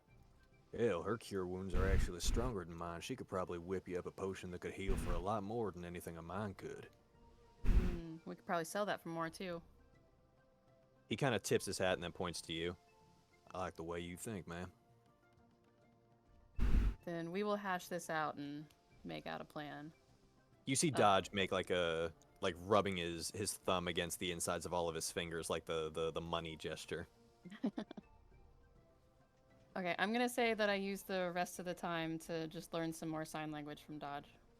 Okay, then roll sleight of hand for that.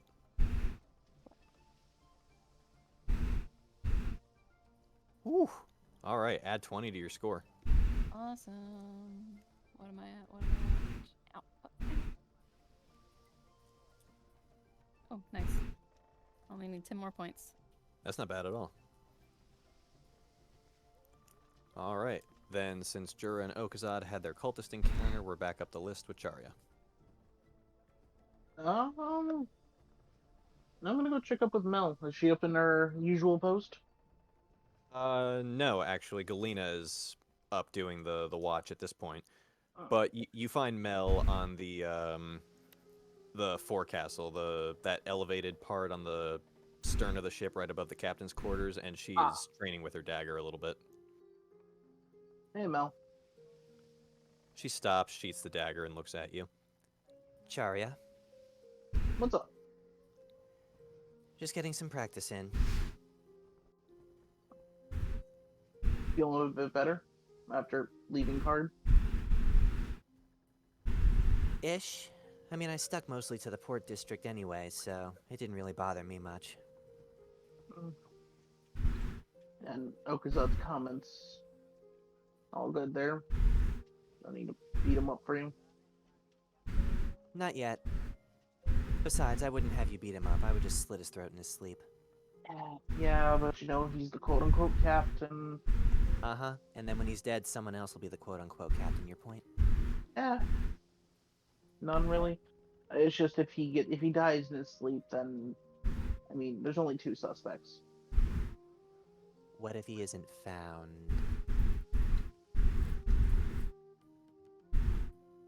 I like the way you think. But besides that, since you have the best eyes and ears out of the crew, any mumbles and grumbles of people? Anything that I should attempt to fix since I'm now more or less second in charge of this boat with no handhold? Oh. Well, the deckhands seem content enough. Darcy's been itching for some sea combat, and Pork's been working on a bunch of weird, risque pictures. He said something about pictures for the year. Oh yeah, it was a yearbook, I think, or calendar. It's a calendar. Yeah, it was a calendar with all of us dressed up, or drawn in very risque poses. Uh-huh. I mean, originally I was gonna complain, but he gave me a nice set of twins, so no big deal. Yeah, that's always nice. Now available on our store. Not But yet, anyway. yeah, not yet, unfortunately. Anything else that needs to be addressed on the crew? Because Well, namely myself, Nikit, Magra, and Galena and Isam, we were wondering, is it a bi-weekly pay cycle here, a monthly pay cycle, what? are you just gonna kind of look at her and go? You kind of look down, look back up to her.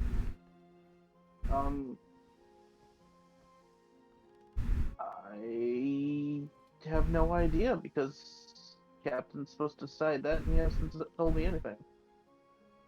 You see her just reach up and pinch the bridge of her nose, just Happy place, happy place, happy place, happy place. I want to work out something with you guys because you guys are very important, including the deckhands. All you guys are important, and if we do need to start paying you,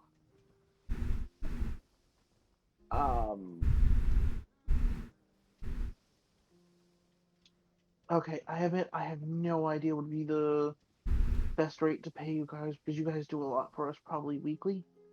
Nikit wouldn't be more knowledgeable about that. He knows typical sailor wages.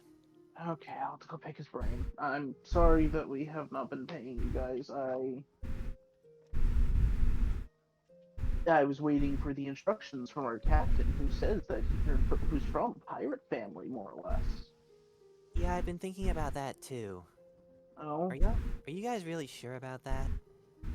what you mean? I mean, he doesn't look like a pirate. He doesn't act like one. He doesn't have any kind of bearing of somebody who sailed with a pirate crew, let alone one of the lords like he claims. I don't know. That Nello guy says that. Seems to think that say something about that, but seems to be less sailed with the crew from what Nello implies, and more toy, pet, Pomeranian. Yeah, that lines up with what I heard too. Which does bring down prospects of us having a great captain, but and the whole Well, even then, even a pirate lord's dog has some sense of respect. I'm That's getting clowned on. I'll admit even the rat folk of the Underdark are well behaved. But Yeah, Ayame was telling us about that before before she went on Thalia's ship. That sounded fun. wait, which part? The Underdark or No, you guys fighting all those rats. oh, I wouldn't call it fun. It was kind of depressing. Huh. Mostly because more or less they were just played for fools. They were promised immortality and savior from the city, but it was never coming. like as she's talking to you now, she picks out her dagger again and starts swinging it around, kind of twirling it on her fingers. Wow. That sucks. Yep. Unfortunately, the leader of them was, well, he was family to every single one of them, and he thought he was doing the right thing, and unfortunately, we just couldn't break through to him. Even a really nice man, then. Well, if I did have a gripe, I'd say it's a shame my training's not getting put to any use, so if you can think of a more active assignment for me in the future. Well, we do need a steady source of income, so... Oh, trust me, I'll be going to the carve house as soon as we get to Mahad. Those bounty boards are usually full. Yeah, no, I was gonna say, like, if you want to start doing that, you can take one or two of the crewmates and go out and run some bounties for the ship. I'll see what I can find. I'll see if we can.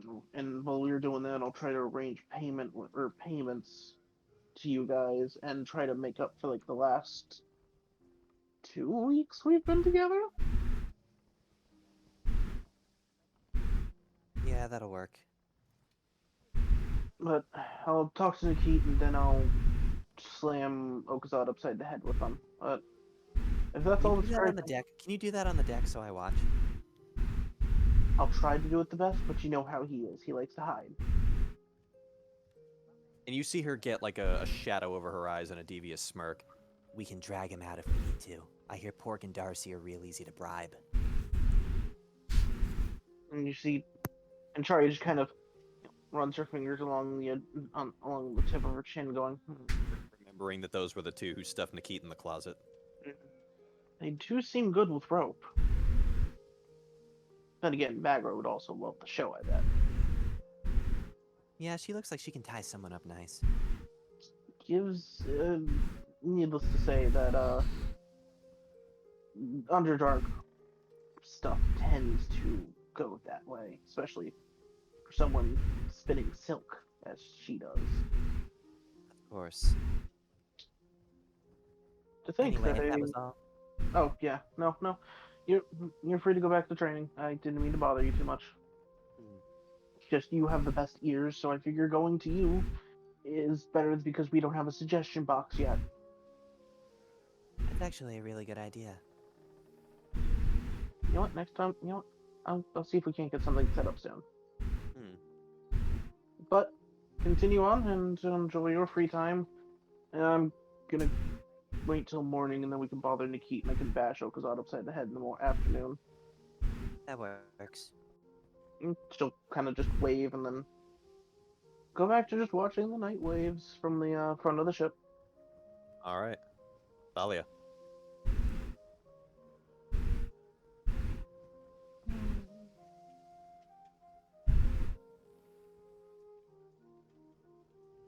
So, I always probably with Jericho, so... I would say it's been a few hours at this point. I mean, it's evening time. I'll Yeah. talk to her. I'll talk to her another day, hopefully. I guess I'll just talk to someone from the crew, so let's just start with one. All right. Then you manage to find him basically coiling an extra line on the deck.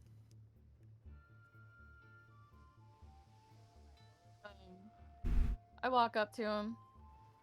He sees you coming and he stands kind of at a half-assed attention. Evening, Captain. What's going on? Evening. Just wanting to see how you're liking the ship. Oh, so far it's a pretty nice piece of work. Everything looks pretty new, too. Looks like you didn't really spare any expense on this thing, huh? It's a pretty new ship, yes.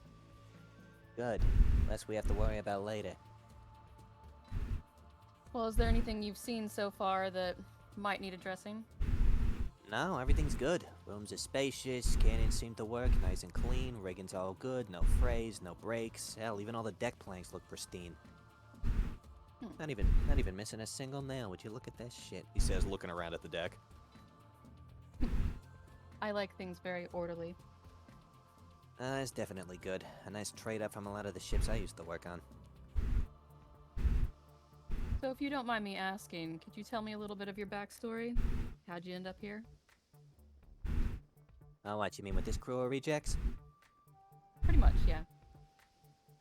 Okay, so you know that whole thing you're supposed to do, or I guess you would, you're a captain, that thing you're supposed to do where you toss a little piece of silver into the ocean for Rasia and all that? Yeah, I tossed one this morning. First off, good. Second, one of the early captains that I used to work for a long time, he had a bad habit of never doing it. And every so often, a couple things would happen. A rogue wave would come randomly sweep the side of the ship, we'd lose our shit, a couple of the cannon lines would snap and we'd lose a couple of them off the side of the boat, whatever. But one day, I guess his luck finally caught up with them and we got caught up in this massive storm, right? So, things are completely pitch black, you can't see shit, there's lightning snapping everywhere, finally comes down on the ship, blows everybody off it, everybody dies but me. I don't know if I was just lucky, or what happened, but I managed to cling to a couple pieces of floating wreckage and I paddle my ass all the way back to Brand Peak.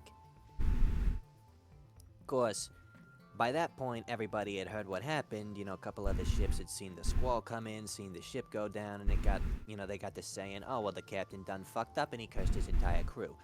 Well, they come to find out that I survived, and they started figuring, okay, well, because Rashia's rat didn't kill me on the spot, I must be somehow cursed, and she's pissed off at me, and she's gonna try to finish the job every chance she got.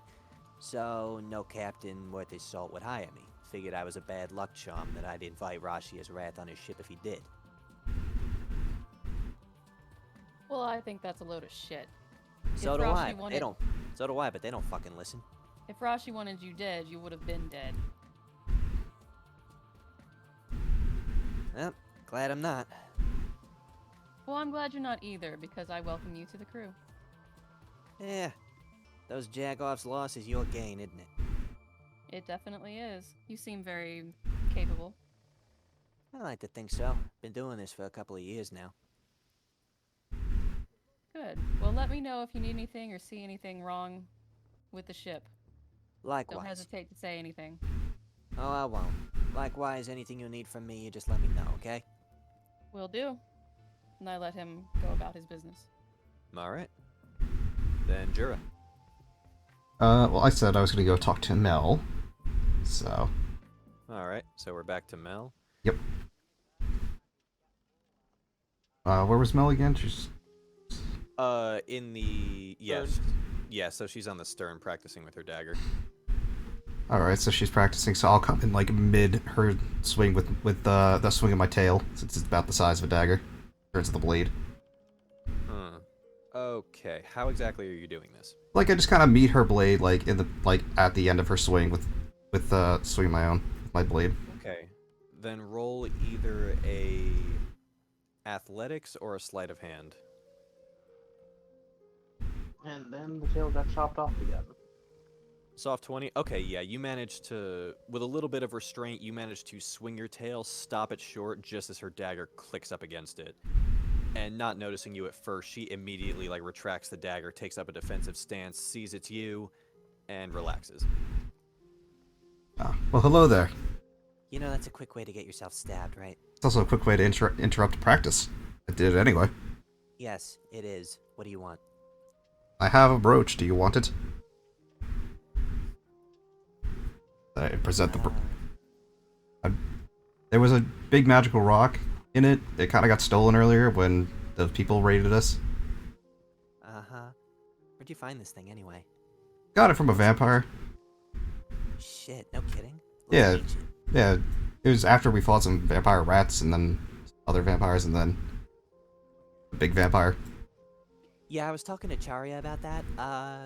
You mind bringing me with you one of the future times? It seems like you guys have a lot more fun off the ship. Yeah. Oh, because I drowned a lot of the rats. That was kind of funny.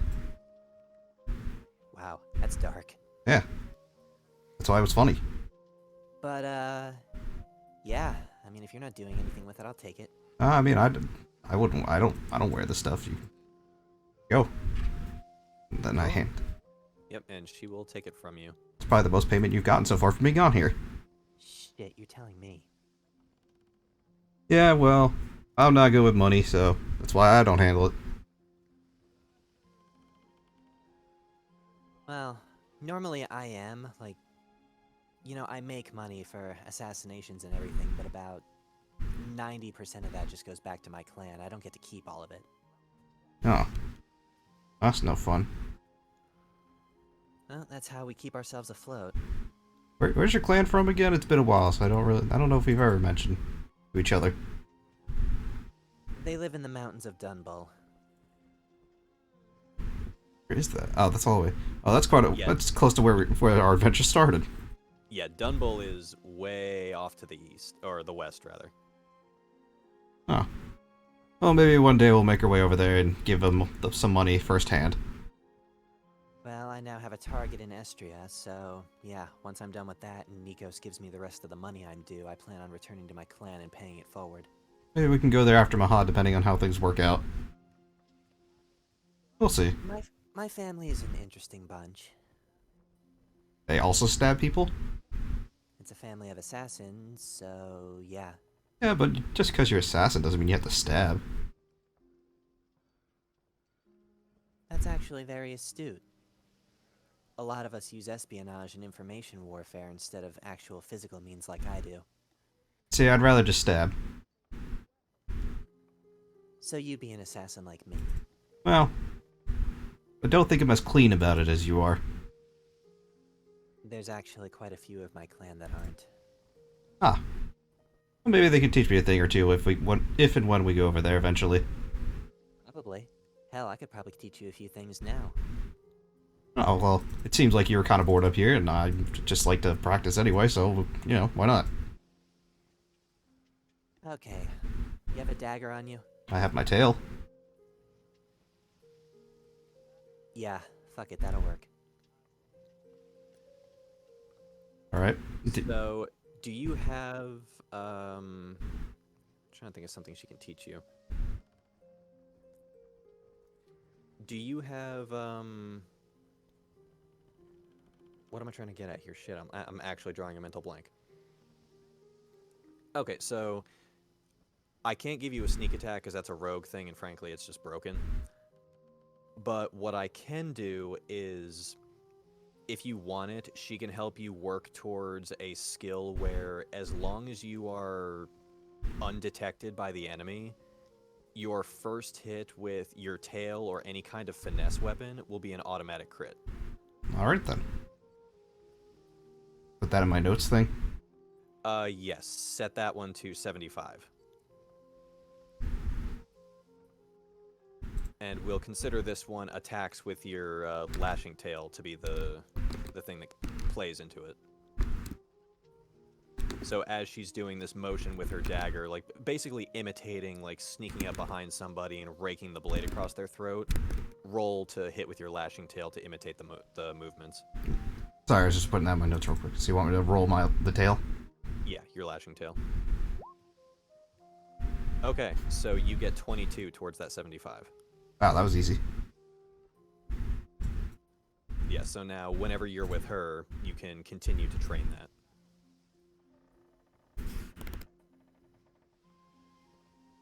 Alright then. Mm-hmm. I was just gonna say one last thing. So if sorry, I was just gonna say one last thing to her. If Yeah, go for it. if the captain makes you mad about anything, let me know. I tried to get Galena to shoot some arrows at him earlier. Didn't work out very well. She wouldn't do it. Oh, that's awesome.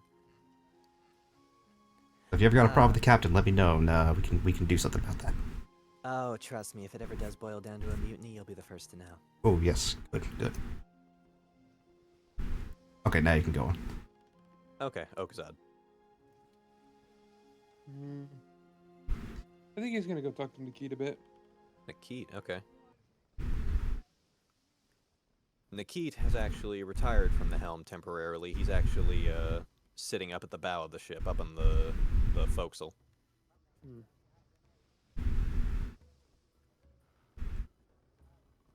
Everything going fine so far, Nikita? So far, so good. Let Anathos take the wheel for a little bit. I'm assuming no more surprises like very early on in our journey have happened yet, have they? No, I think Gar got his jollies out of the way early with that one. Does he always give you that much shit? Only when we have the downtime. You'd be surprised when things get serious, he's surprisingly efficient. No, I think I'd believe it. But no, I had my little sit-down with him back in Gangren, so we've hashed all that out. As long as I'm with you guys, he's willing to let the pranks slide and make sure that I'm able to operate with you at my maximum capacity. Never thought about getting back at him or anything out of you? Oh, I absolutely have, but there will be a time and a place. Well, as long as you're having your fun with it, I suppose that's all that matters. I always do. So what's new on your end? Things never seem to have a break. Freaking I've cultists come noticed. back. Oh, you've met those guys before, have you? Underwater caverns, if you recall. ran into them, demanded more shiny rocks, and now all of a sudden, they're wanting to say, no, forget about us. They got those fast ships, too. Yeah, you know anything about that? Mind you, Nikit didn't see the hooded woman. She was Yeah. inside the captain's quarters with you. He only saw Nello. Yeah, like, know anything about those ships? I was explaining to Charia before, so you're probably better off getting with her about it, but things like that probably can't chase us into open ocean. They're fast, yeah, but they're small and heavily weighed down. Rough seas are no good for vessels like that. But we need better armaments for them just in case. Oh, just more accurate ones, probably. Accuracy will definitely have to be on the agenda then. That or just time it right, wait until they're flying around our broadside and just let them have it. I doubt they're gonna give us that chance. I don't know, they seem to be pretty generous going around the Ko'un's broadside. You say that, but they also wanted something from us, which they probably wouldn't have been able to get from alive. Spoken like they wouldn't want anything from us if they attacked us. I suppose we would probably have a few more holes in this ship if that were the case. Well, worst case scenario, we've got plenty of magic casters on the crew as well. I suppose that's also a fair point. Besides, you can freeze water, can't you? To an extent. Salt water is more difficult in that regard. But it can be done. Not without some much more effort. It just, at that point, you might as well just be shooting a lightning bolt into their hole and hoping to catch it ablaze. Well, considering we all survived the wreck of the Glen, I think we all know what a lightning bolt can do to a boat. Oh, Dora. This is why you always have an offering to the sea. That reminds me, did you do that today? I believe so, yeah. Why? You didn't. I thought I just wrote that down as just like being. It like, is why not not it is not unsung. If you don't say you're doing it, I roll that die. Yeah, I wonder if that's why the mast broke. Just one I did earlier. Nope. Mm-mm. All say you didn't, and it's caught on 2 recordings. I just thought I had it done like as an automatic. But Nope. I You've would never said it was automatic. I've even re-listened to all the recordings. Yep, I would not have greenlit that. You either say you're doing it or you didn't do it. oh my. Yeah, on top of that, you should have caught on very quickly when Tali even said, coin. Yeah. What did you call it, AJ? You tossed a shiny? I tossed a shiny. Yeah. That's so cute. And then Chris is just like, yes, and speaking of that. And immediately, it clicked with everyone else. Anyway, continue your segment here. By the way, did you do that today?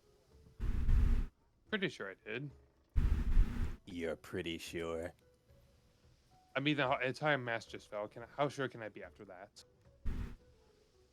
Well, you either did or you didn't.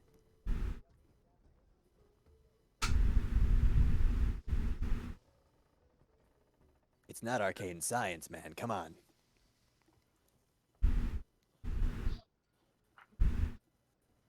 So how about that sports ball team? Moving on. Right. So, anything else need my direct attention that you've noticed?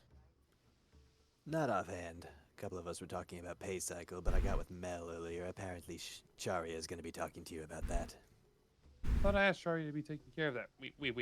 Hold on a second. Have you guys been not getting anything since Vernal? No. He just like looks away for a moment, just like staring at essentially nothing. Was like, I mean, son of a bitch. the deckhands got paid up front by League, and I'm pretty sure. Yeah, that I'm very familiar with. But you. Pretty sure Sebastian's still on his payroll too, but the rest of us are on our own. Yeah, but like none of you have to. Alrighty, I gotta go find Shari and deal with that then. Anything else before I head out? That'll be it. I'll leave you to your finances. You'll be first, and you'll be probably one of the first to hear about it. How long has it been? 4 weeks? No, I think No, I'm. We are on day 16 in game. So 2 I've weeks. counted 2 it weeks out. have been without. Well, I Thank don't you, know Aid. how long it's been since we've had the crew, though.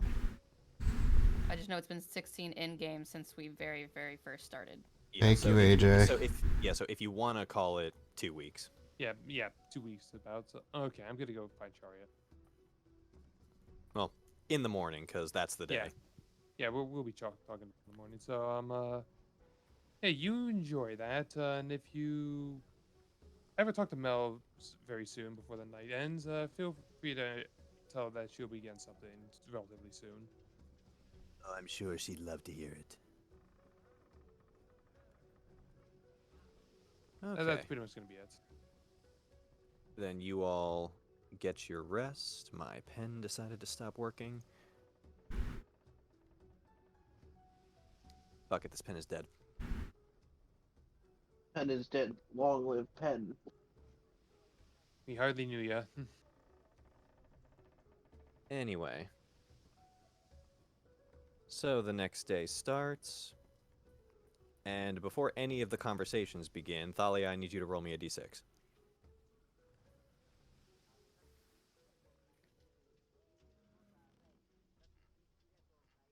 How's the weather today?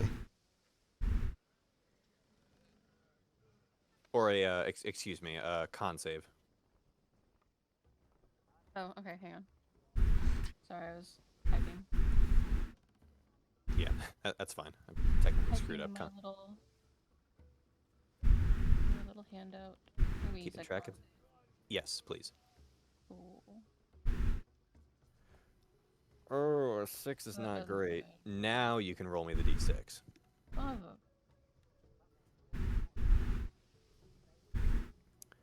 A 3, so let me consult the list. For the duration of the day, you have tender breasts. huh. Nah. I had a feeling it was something for that, but I just didn't expect that answer. Yeah.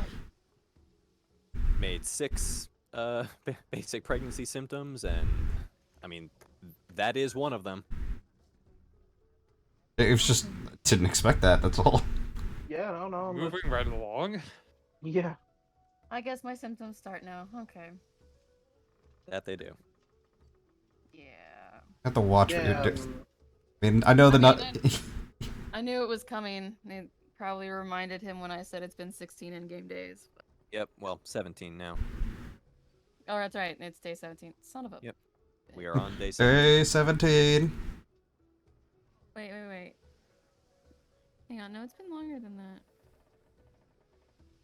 Oh, wait. The thing I was looking at was my pregnancy days. So, and Oh. we probably have. Well, to be fair, that's actually probably relatively close to us when we started. No, this because I now. started it. Let's see. I wrote all this down as I was listening to the recordings. I got pregnant day 5 in game. So this would be day 12 for you.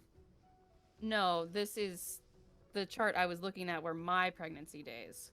Uh-huh. So we are So- on day 17 of my pregnancy. So add 5, and that's how many 22. days in game. Oh, okay. So this is day 22 for So it's the so it's adventure. day 22 for everybody, but I am 17 days pregnant. Fun. Okay, that makes And more we've sense. already, yeah, and we've established Kitsune gestation lasts for 2 months, so. 2 months, yes. So 60 days. Because I made a whole chart. So, Oh, You're almost halfway there. Anyway, while Thalia yeah. is dealing Anyways, with... so yeah, yay, while tender Thalia is breasts. dealing with that, Charia, who are you speaking to this morning? I'm going to Nikit. To Achaidh, okay. Don't even have to change the music. And she's gonna walk up and go, so, Nikit,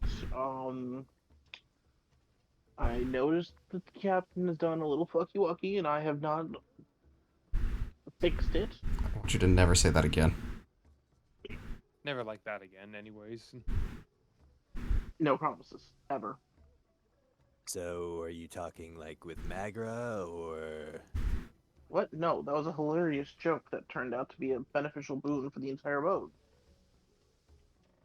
with even better jokes coming off of it. I mean, I count that one as a win all around. And we did get an extra crew member out of it, I guess, didn't we? Mm-hmm. And on top of that, Achaidh hasn't thrown any ice swords at people recently. Well, I mean, he did threaten Anathos with one, like, just a few days ago. He hasn't since then. It's only been a few days, Charya. Okay, we need to count every benefit that Achaidh gives us. Okay, fine. But the one problem I was talking about is pay for you guys, which I haven't been ordered to pay you guys, so I need to figure out the best way to pay you, best pay cycles, how much to pay you guys, and you're the most experienced pirate amongst us. Right, so normally the way this works is your normal, I don't want to call them grunts, but your basic sailors, these being your deckhands, your cabin boys, things like that, tend to net around 50 silver a day.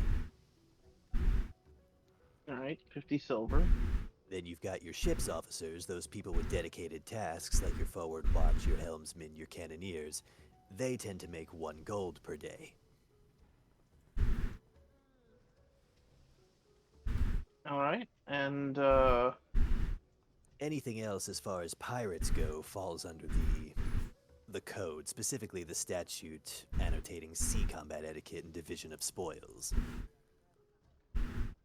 Alright, which is basically everything that you take when you take another ship, be it merchant, navy, whatever, is tallied up and divided evenly as according to every crew member and their rank. Normal sailors get 1 share of whatever is brought, ship's officers get 1.5 shares, and captain gets 2 shares. Alright.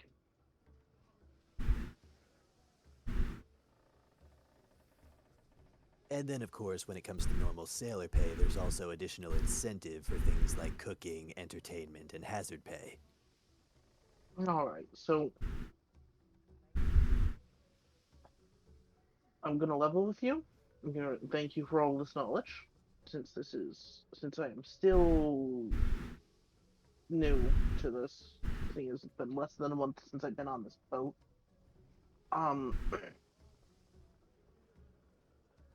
What do you think do you think that the crew here, in your opinion, deserves more or just standard pay?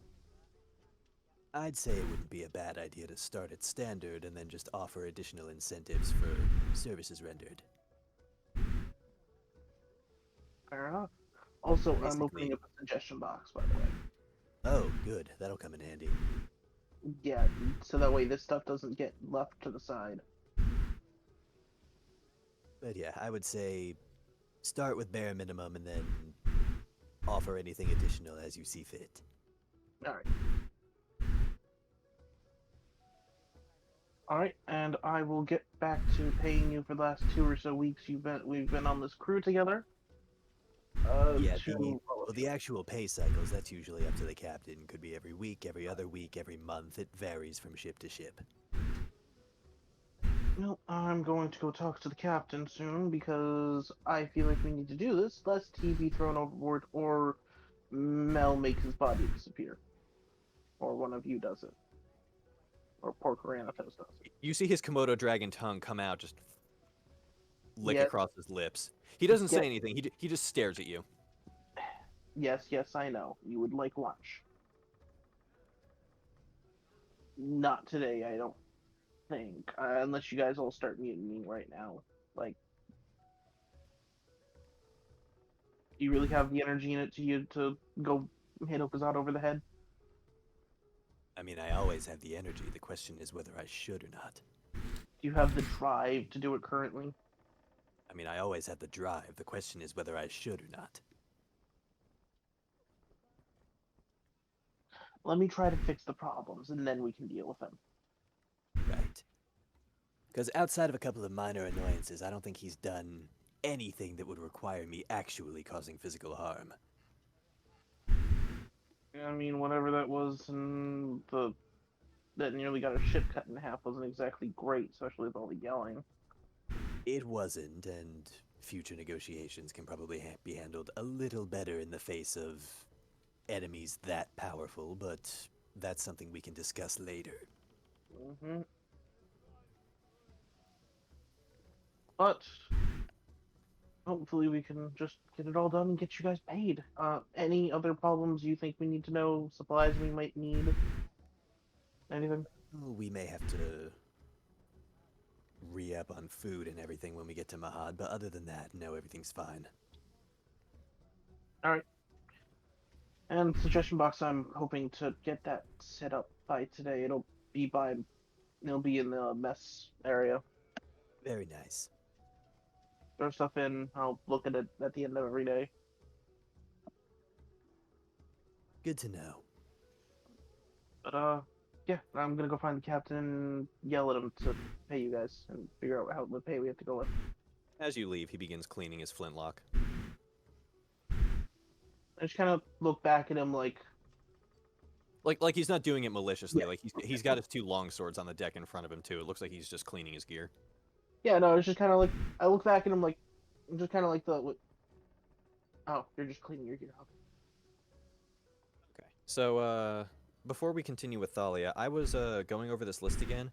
I have an annotation here. Is that number 3 as well as number 2 and number 1? Like whatever number you roll, you get that and everything below it? What the what now? So I was looking at the pregnancy symptoms list. So if you roll a 3, do you also get 2 and 1? Oh, the little chart I made? Yeah. No, I would have to roll a con save in the morning to see Uh-huh. whether I have the symptoms. Then I roll a d6 to see how many symptoms I have. Oh, okay. So then, since I rolled the 3, I technically have 3 symptoms, so I would have to roll the d6 again 3 times to figure out which symptoms I have. Okay, then I am sorry, I did not read this all the way. So then go ahead and do that now, if you don't mind. Oh crap, I was wishing you wouldn't. Alright. So...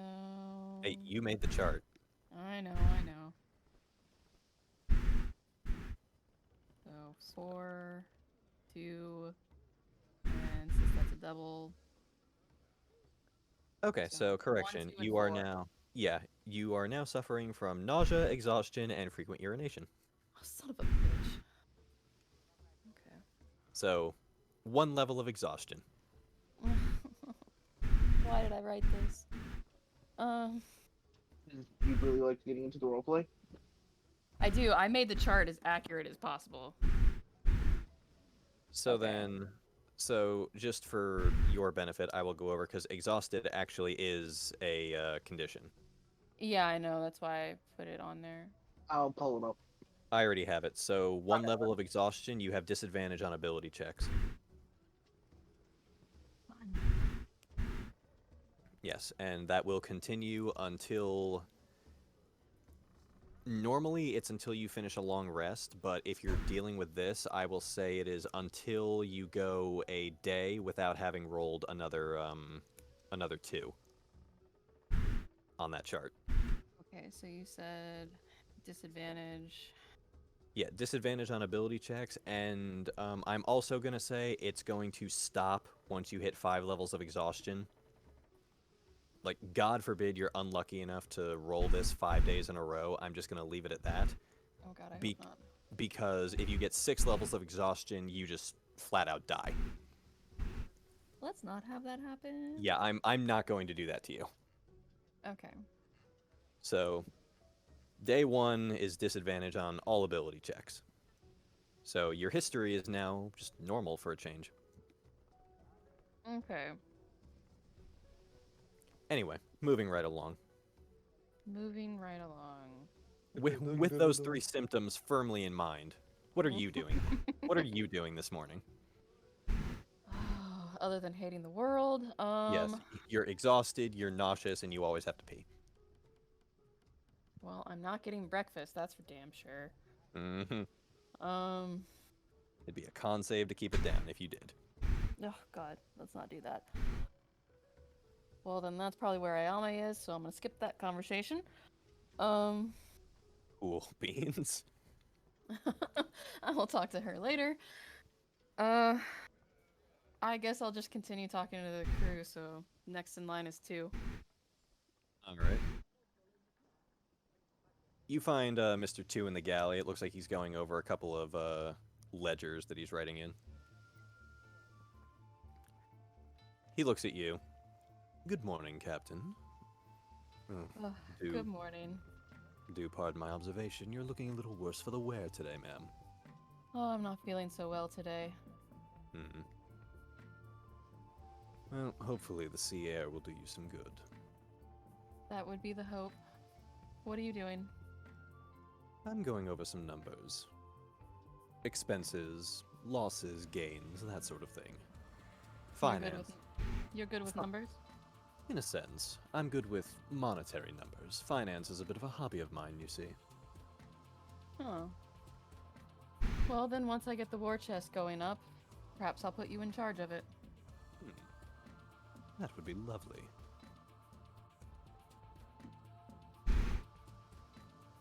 So, how are you liking the ship? Have you seen any issues that need to be addressed? None at all. We were actually just talking about that yesterday. Everything's in perfect condition, works right, and the crew quarters is very spacious. Wonderful. So I'm getting to know all the crew. Tell me a little bit of your backstory. Oh, that.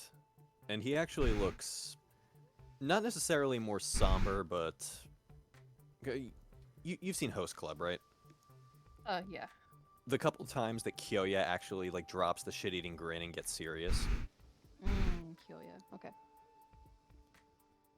Well, what to tell? Well, I'm tiefling, as you can plainly see. Yes. But I'm also first-generation tiefling. Rather than being descended from a demon in the ancient past, my father actually was one. And his name was Belrix, and he was rather notorious for causing quite a bit of trouble up in the northeast, namely Tiger's Landing, Miensu, and Cloudhaven. Can you repeat that? His father is a demon named Belrix, who is famous for tearing some shit up in Tiger's Landing, Miensu, and Cloudhaven.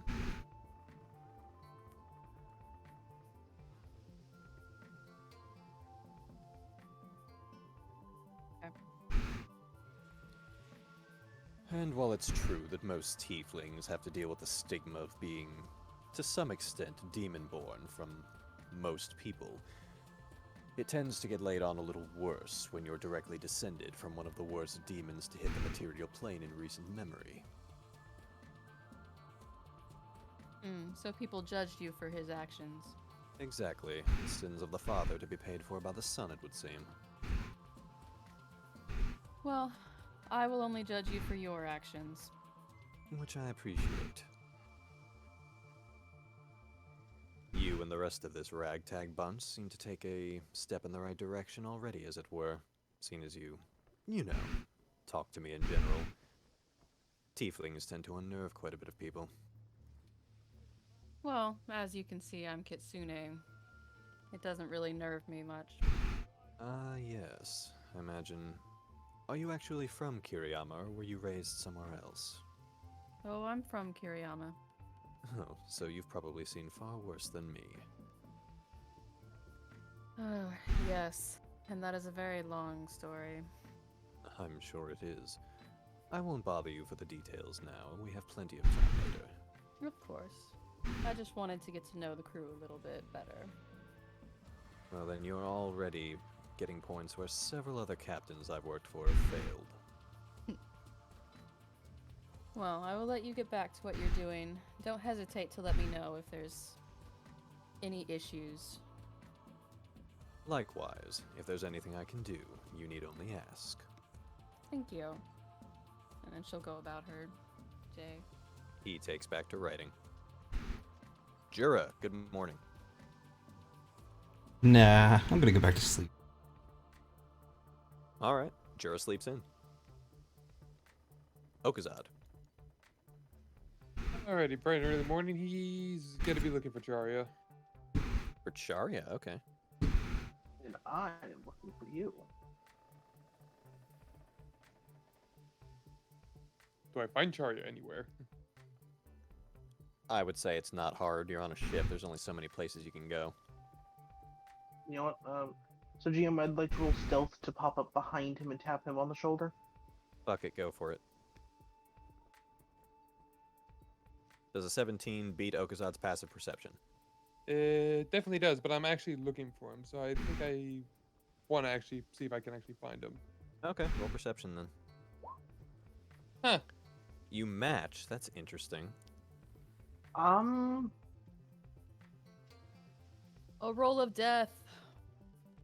Okay, so since it tied, both of you roll me just a flat d20, and whoever gets the higher number gets to be right. How do I do this? Just go into the thing on the side. All right. That works. Okay. Yeah, you see Charia kind of keeping to the shadows, trying to sneak up behind you, but you're able to spot her. Wait for her to get close before saying, "Oh, there you are, Charia. I've been looking for you." As attentive as, well, more attentive than usual, Captain. We need to talk. Oh, don't worry. I was looking for you just for something on my own as well. So, captain's quarters now? No. I think this is fine here. Fair enough. So, so when are we paying our people? Are we on a weekly schedule? Are we on a bi-weekly schedule? Is it monthly? I was thinking bi-weekly, actually. Bi-weekly, okay. It's been around 17 days. These guys are definitely overdue for something, so we should definitely get on that, shall we? Indeed. I was just waiting for your word to pay, because I thought I could have sworn I asked you to start taking care of that back in Donnell, but apparently that hasn't been, so let's actually we get also on never that set now. up a payment schedule. Watch that have been on the Lost episode. It might have been. It It might could have been. yeah. Because I don't remember ever I hearing could have it. sworn I asked him to actually be on Well, top of that. When we first got the ship, you had mentioned paying the crew, but Chris had said that our deck, because you had mentioned the deckhands. Yeah, I had mentioned the Chris had deckhands said that the get paid. deckhands get paid, but we'd never gone further than that unless it was in the episode that was lost. Yeah, and So- Regardless, taking care of the that shit Lost- now, in case Yeah. it was lost. Yeah, because the Lost episode was just the battle for League City. I don't think you would have had time to sit down and discuss it then. But yes, so I was talking with Achaidh. He says 1 gold per day for officers, 50 silver for deckhands. And last I checked, all the deckhands were under League's payroll, so they should be taken So that 50 gold a day doesn't apply to you. 50 silver. So that still leaves. To be honest, Somebody I think actually we went should- over to Thalia's, actually, now I think about it. I actually don't know who's on which boat. I think That's why I'm actually wondering right now. Which should we do? Thalia took Sebastian, Ayame, Lucian, Jericho, and Dajiel. So at least 4 on their side that need pay. So No. I pay my own people. Yeah, she mentioned. No, but to Lucian they've that worked on the ship for a long while, so they deserve at least something for their work. Oh, so you're gonna Oh, back you're pay. gonna pay. Okay. Yeah. By all means, back pay. Yeah, and then meanwhile, Nakit, Mel, Galena, Isam, and Magra are still on the Ivy. So that's. And you don't have to pay Sebastian. Technically, you would only. Yeah, pay I still Lucian recall and he's part of Ayame. it. Yeah, you'd so only have to pay that's Lucian 1, and 2. Ayame. I do think that paying the deckhands who were previously paid by League and Sebastian might help you in their standings, Captain. Well, what Nakit was telling you is there's also extra incentive for hazard pay, so like for sea battles or anything like that. Yeah. Well, no, Charlie is just basically saying at least give them back pay because crew totally wasn't planning on throwing you overboard at any point.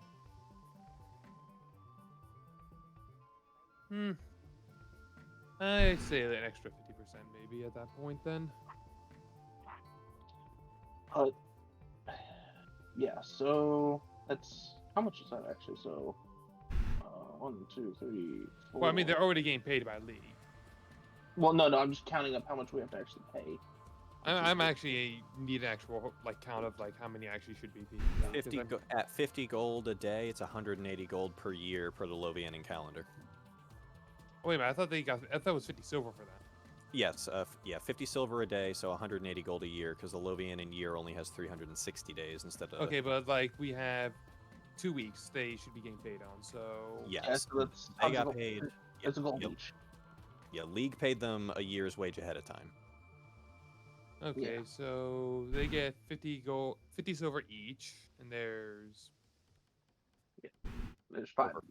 Over 14 days, that's 7 gold each. So that's 7 gold each for 5 bodies. Yes. So 35 gold in total. Okay, so let me pull up the calculator. Actually, what is even our war chest looking like? So Still you're gonna 7,000. pay them even though they've already been paid?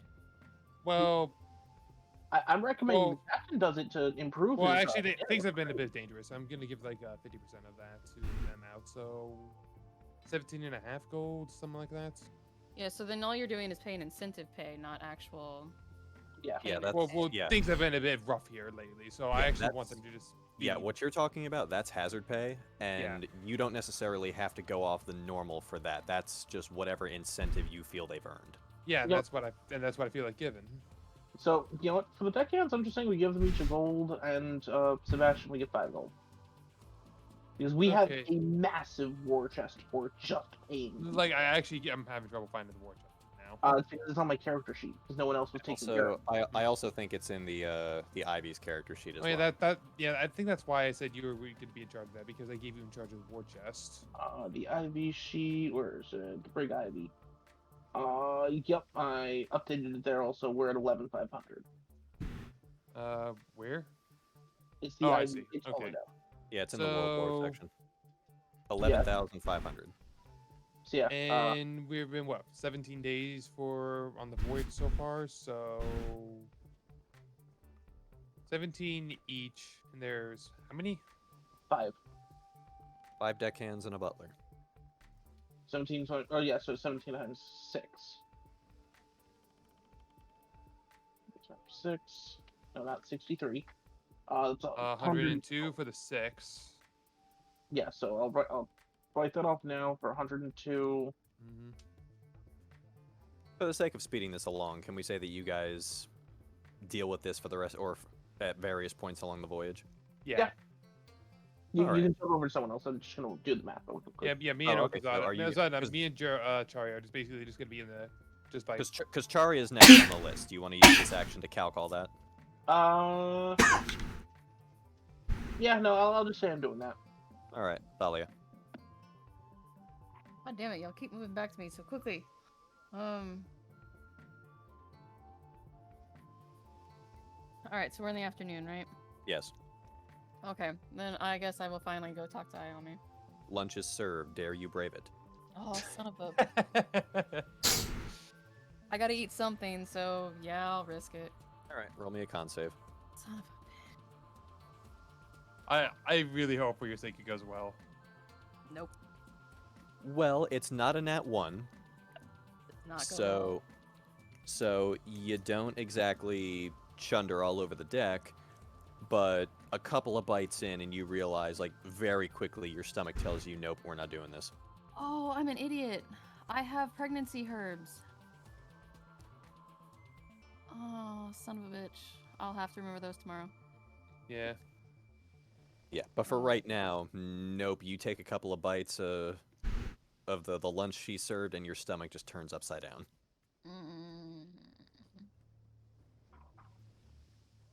I mean, I wonder if I Okay. may have something for this right now, just to help out. Maybe you're on a different ship.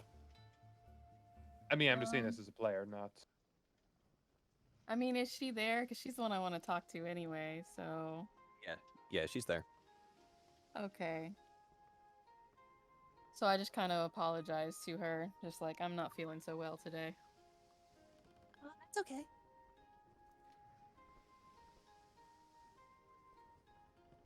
And she kind of cocks her head to the side. Anything I can do to help? How good are you at making tea? Wait, right here. And she goes and she starts boiling some water. She's still within eye and earshot. Okay, I'm gonna take out the pregnancy herbs from my ring and just sort of set them on the table. All right. So I'll say you can have a conversation with her while the water's coming to a boil. Okay. And so I ask her, like I've been asking everybody else, like how is she liking the ship? It's really nice. I mean, I usually walk around in fox form when I'm not cooking or anything else, so it's super spacious for me. I bet it is. If you don't mind me asking, why haven't you gone off to your father?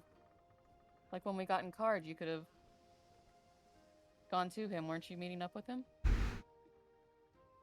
thought about it, and for a while I really wanted to, but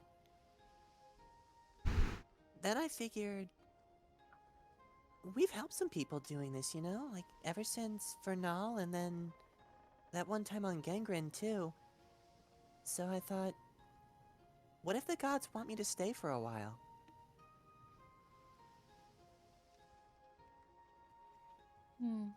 Could be possible. Just as long as you're happy and having fun. That's all that matters. Oh yeah, it's great. Jericho says he might let me shoot his gun. You can see her tail start wagging a mile a minute. Well, it's a good skill to learn. Besides, I've been talking with my father, and he seems to be okay with me staying with you for a while. Does he happen to know about the pirate stuff?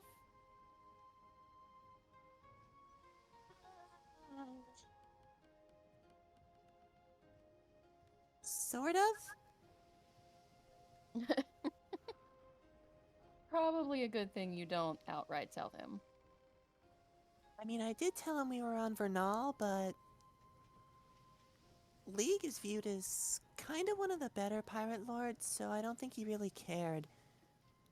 But even then, I think he'd be fine with it. Did you know my mom was a Ronin?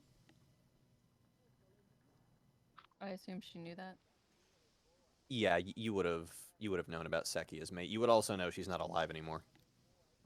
Oh. Yes, I did know she was a Ronin. Now she kind of cocks her head to the side looking at you. Did you know her? How long ago did she die, babe? This would have been about 10 years ago. Oh, well then, yeah, I would have spent like 300 years with her. Yeah, you were still in Kiriyama when she was alive. Then I say yes. I knew her for about 300 years.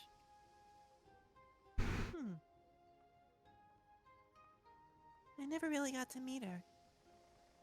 Well, if you ever like any stories, I know a few. I think I'll take you up on that at some point. Just not yet. Yeah, not at the moment. But I do have another thing, and I pop out the book of, what was it? The Flavor of the Hills cookbook that I have. And I show it to her, and I said, I'm gonna be grabbing some cookbooks every time I hit port. I'm gonna keep them in the galley if you want to use them to better your cooking. Oh, okay, yeah, that'll be real fun. Okay, and Thalia just kind of sets it on a shelf or something. Yeah, she opens up a cabinet and she picks it up and she tries, but she's fucking 12, so she's not tall enough to put the book up where it's supposed to go. I say Thalia gets up and helps her, though I'm not much taller, probably. Yeah, not by much, but you are tall enough to put a book in a cabinet. Okay. Yeah, and it's one of those ones where once you close the door, it's got a little latch on it so the door doesn't fly open and shit fly out when the boat rocks. I mean, should we not keep it lower so that she can get to it? Because that's the whole point. That's up to you. I'd say there's cabinets under the main counter space, but it's mostly used for pot, pan, silverware storage. Okay, fine, then I'll just leave it there. She can get a footstool. Yeah. She'll be fine. But yeah, I'll be finding more of these books and putting them in here for you or anybody else to use. How many are there? Do I know that? Meta, I know that, but I don't know if Thalia knows that. Roll me. History with disadvantage. So this one actually is disadvantage given your exhaustion. God damn it. That's annoying to see. Unfortunately, you don't know. I'm just I saying. think that's the first disadvantageous history Thalia's ever rolled. And it's the one she gets a nat 20 on. Yeah. So I'm gonna tell her, no, I don't know, but there's a number here on the side, so I'm sure I can find out. Okay. I'll keep an eye out too. Okay, good. And that's all I really had to talk to her about, so. All right, so we're to Jura. It is now afternoon. I assume she gave me the tea. Yes, she gave you the tea. You're able to seep the pregnancy herbs in it. Okay, cool. Or steep, not seep. I'll just be practicing that thing that Mel was teaching me. Okay, so I'll say you meet back up with Mel. Roll another lashing tail to...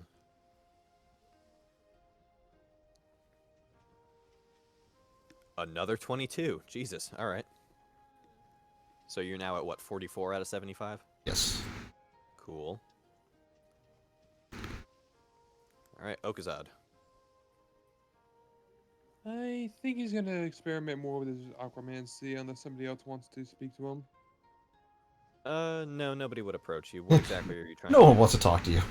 It's Yeah, not, that's fine, that's not fine. that nobody wants to talk to you. Like, unless you go out of your way to talk to an NPC, I'll let you do what you want. Well, I mean, like, if you think that's more important, like, if they actually, That's- I mean, like, their that's- things are of their own. They want Yeah, to speak, that's... they can. Yeah, no, but... So what are you trying to do with the aquamancy? Thinking about more just like, can I actually repair stuff with it?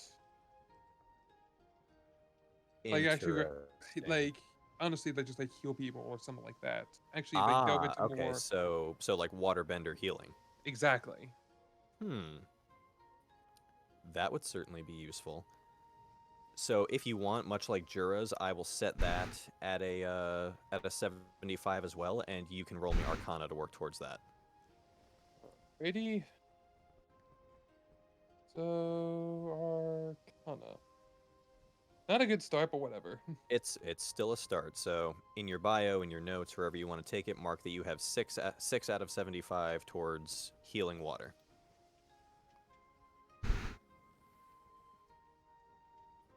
Back up to Charya. Let's see. Alright, now that it's Yep, now that it's evening. yeah, now that it's evening and pay has actually been set out, Established. which I'll send you a reference of that. Yeah, we can work on that later. Yeah, I'm just gonna send you what I've written up so far. I also DM'd it to you, Drago. Mm-hmm. But yeah, no, I'm setting up a suggestion box, like I said was. Wait, but did we actually discuss that with while we were together? What? No, that's just something I'm setting up. Alrighty. Yeah, so if you were in the galley during this time, which if you were there getting your evening meal, you probably would have been, you see Charya come up with some extra timber from the forward hold and just start building what is basically a birdhouse-looking box on the wall. Yeah, with a little cut off in the roof to put things in, and Interesting little thing. So before this snowballs into a full-blown chat, Charya, go ahead and roll me just a flat dexterity for assembling this thing. flat dexterity. I can possibly do that. 15. Okay.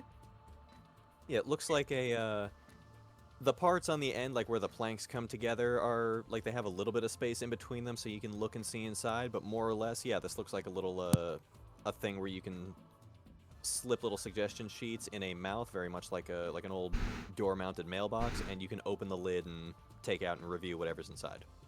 Alright.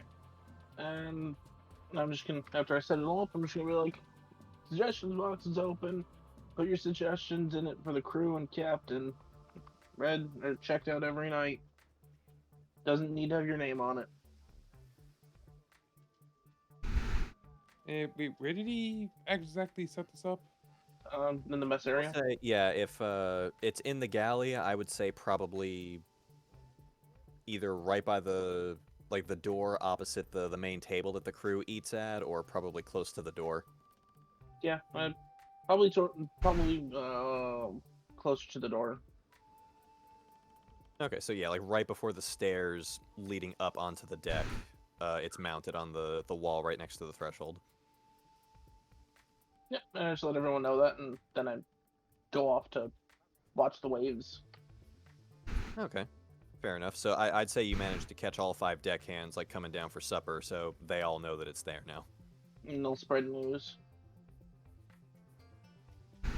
All right, Thalia again. All right. Well, I'm just gonna continue with the crew. So, 3's turn. All right, you find believe it or not, you actually this evening you find Mr. 3. He's up on deck. Ayame is in fox form on his lap, just kind of curled up, and he's petting her like a cat. Oh my god, that's so cute. Yeah, so basically a little tiny fox kid being gently like Dr. Evil stroked by this giant hulking Goliath. That's adorable. So I walk up to him. You know, I greet him. As he acknowledges you, Ayame does too, and she kind of like hops off his lap, like does a little 4-legged animal stretch, and just kind of boink, boink, boink, boink, just kind of plots off somewhere. All right. But he looks at you, nods. Captain. 3. How are you liking the ship? Comfortable. He says now with a slight smirk tugging at the edges of his face. That's good. Have you noticed any issues or anything that needs to be addressed? Everything is fine. Very clean. Good. So I've been trying to talk to all the deckhands and just kind of hear a little bit of y'all's backstory of how you got. Don't mind. He looks down at you. You notice even while sitting, he still towers over you. How tall is this guy? He's about, what did I say last time? About almost 8.5 feet. Jesus Christ. He's a Goliath. They're pretty big. I'm 4'11". Yeah. I'm tiny. So yeah, even while sitting, he would be a little above eye level for you. Okay. But as he's looking at you, like this just imposing frame looming over you, his face gets a slight grimace and he looks at you and says, Apparently I have a scary face. Do you? He Doesn't look scary shrugs. to me. That is what people say, anyway. I've worked on many ships, done my job, gotten paid, went home. But people are ignorant, scared. Before long rumors spread, I had been accused of murdering crews on ships of which I was never a crew member. Things snowballed from there, and before long, most people were too terrified to work with me.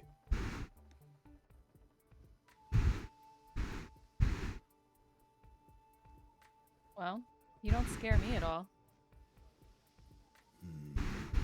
You see him actually, like, legitimately smile full-blown this time. Then besides, Ayame likes you. Ayame is nice. Are you capable of doing that as well? I am. Hmm. I shift into fox form to show him.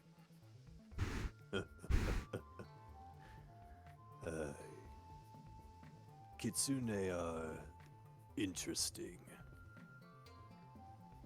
I believe I will like my time here.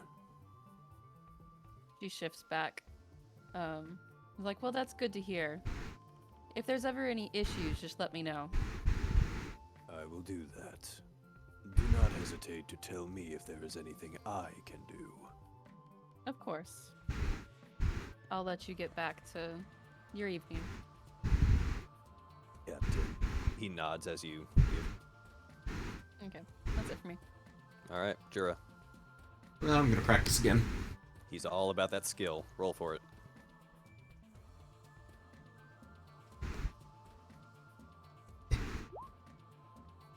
Add an 18 to it. Put you up 62, I believe.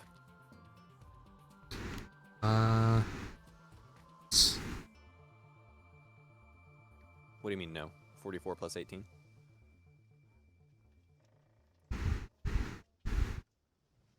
Numbers. I wasn't thinking. Mm-hmm. Numbers Alright. are hard. Easy enough. Ochaidh.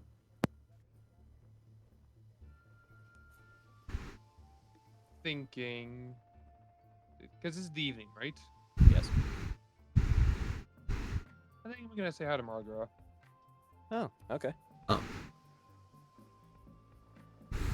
And just like that, it became R-rated. Got it.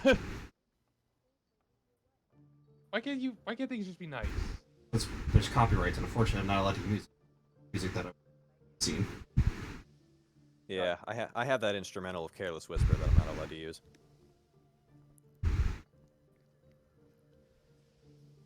But yeah, you would see her, like, now that it's evening, she's actually out on deck because she doesn't have to worry about the sun anymore. And she notices you. Ochaidh? I assume things haven't been too chaotic since we've actually left. Things have been great. Everyone's respectful to me. Mel's been teaching me quite a few things. Care to see? Sure, why not? You watch, you notice now her outfit is significantly different, where before she was wearing a dress that looked, basically a risque looking spiderweb draped over her body with a little Morticia Adams thing at the bottom. She's now wearing something a little more combat practical, still risque for all intents and purposes, but it looks a little more apt for combat. Specifically, you notice on her wrists are mounted two small machines, one on each forearm, and they bear the similar gold metal with silver accenting that Lucian is known for. And she holds one of her hands upside down towards, I guess just a pile of, say, cannonballs that are held in one of those crates on deck. And you see her kind of flick her wrist, and from that machine, this white substance hits one of the cannonballs. She grabs it, yanks it back, and pulls the cannonball to your feet.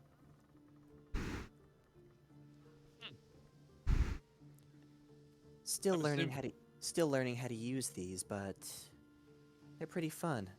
I'm assuming that's thanks to our resident Lucian. Yes, he was very timely with making these, and I like what they can do. She kind of holds both of her hands out to her sides. Like a spider. She says, smiling. Seems to be the running theme these days. What? She says, just shooting one over at the guardrail and then just kind of letting it detach. I like spiders. No complaints. Well, that's good. After all, where do you think my clothes come from?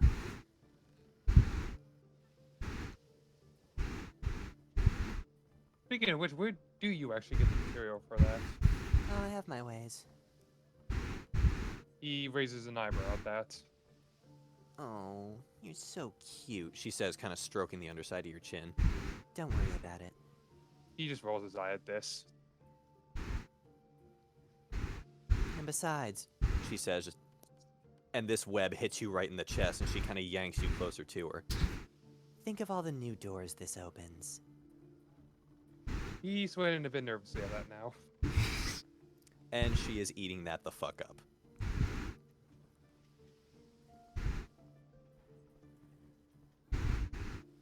Was that all you had for her? Honestly, I think he was asking, like, what? So, with Mel now teaching you all these things, I'm assuming that means you're looking to actually get into the field?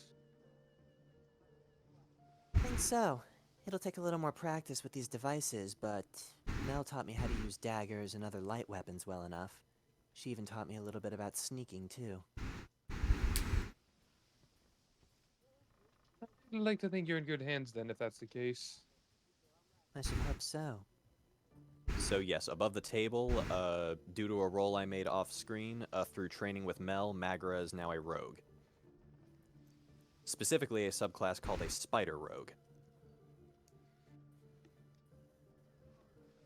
Well, I guess one way or another we'll be seeing what you can do once we actually, well, if we actually need something done soon.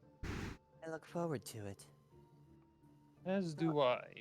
Though I was thinking, after I get a little more experience with this, what would you say about my replacing the rigging with some of this material? Spider thread is a lot more durable than rope. And it doesn't deteriorate at all? I'm sure it does, but it can easily be replaced. I suppose that will come down to whether it's worth actually the upkeep compared to the standard rope we're using. Well, the only drawback is I'd probably be one of the only ones that can actually repair it. Most normal people would probably get stuck. How would you feel about hiring a couple of spiders? Like big ones. I assume you know where we would even begin to look for something like that. Yes.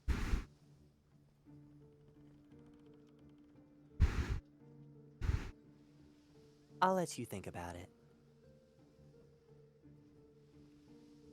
So long as they're not being a threat to the crew, I don't see why we couldn't look into something like that. Oh no, they're easily trained as long as you keep them fed. I suppose you know some that could be in MacLeod somewhere? I mean, giant spiders are everywhere. Of course they're everywhere. And hell, if we're replacing the rigging with them, that basically turns the upper ship into a giant spider web. Just fly through a flock of seagulls and you fed them for about a week. Oh, because you're having traumatic flashes to that day in Card. You're okay with sacrificing a few seagulls.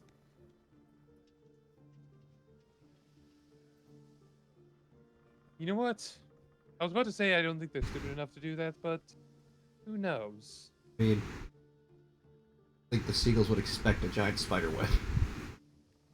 I don't really have defenses. Honestly, if I recall correctly, I'm just wondering how the crew is going to be interacting with it. I'd hate to see any of them get stuck in it. Meta, I am so glad I'm not on that ship anymore. That's gross. Yeah, Thalia may not care about spiders. AJ hates them.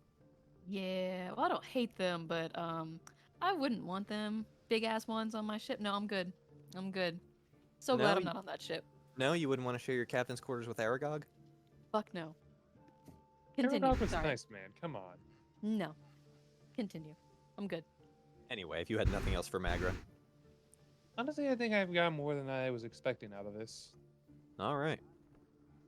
Then that's day 2.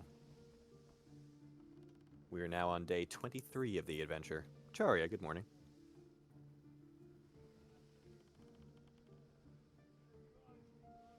Good night. MJ. Good night. I guess we're just not going with that. Okay, No, sorry. I mean it's the beginning of the following day, so Charia. Yeah, no.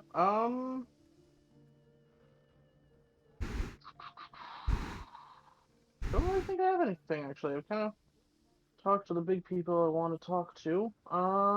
Yeah, you kind of gave us a lot of time to do stuff. Yeah, if you've done everything you need to, you can just say you're completely done, and I can just mark you off for the rest of it. I'm actually gonna do one more. I'm gonna go talk to Magra in the morning. I mean, you could just focus on more train stuff.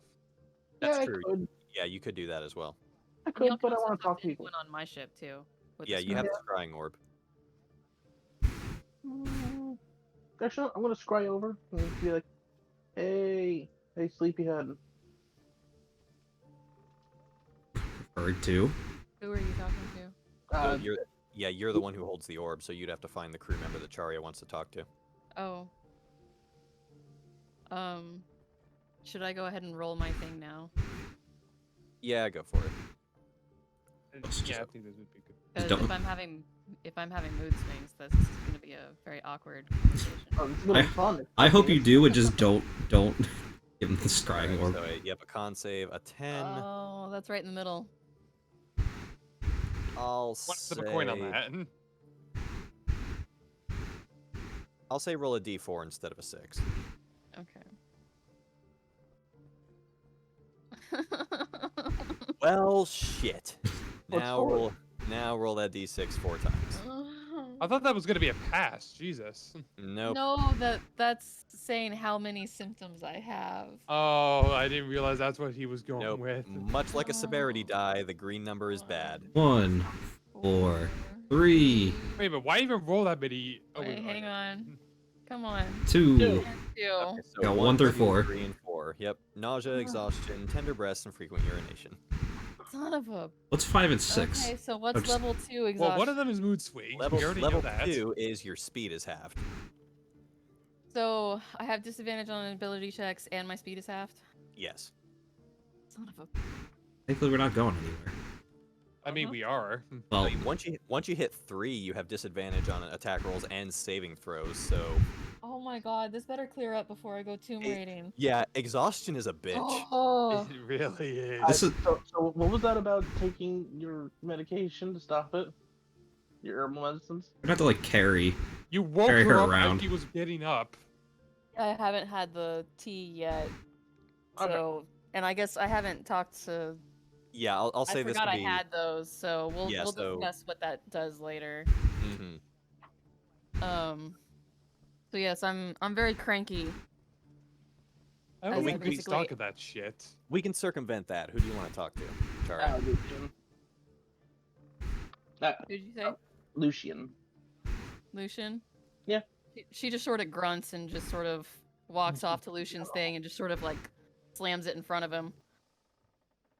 Yeah. Like you talk. And she goes right back. What? Hey. Okay. You see Lucian look at the orb. Yes, hello?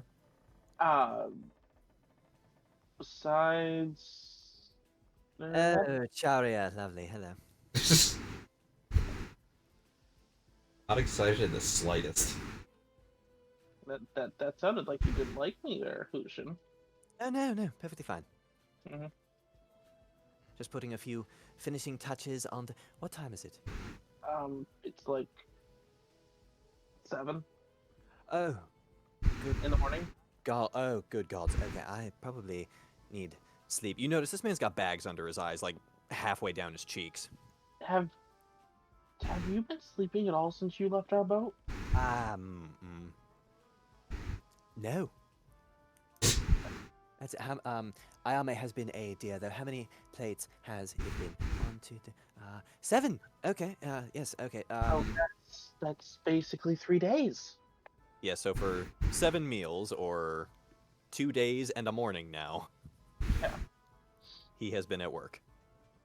Okay. But you notice he's moved, like someone on a FaceTime call, like moving with their phone. You actually see him walking out onto the deck.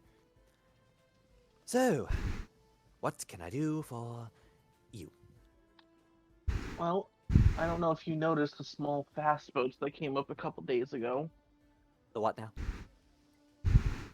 There were 4 extremely small but extremely fast boats using what can I only assume as a variant of the magical engine that the Navy uses. Interesting. If I gave you a pen and paper, could you draw them for me? Depict what they look like. I could at least attempt it because I have to admit I was, besides looking for eventually upgrading both boats, either defense against or copying their engines so we can go even faster to get away from them. That'll be rather difficult unless you have the wherewithal to make one yourself.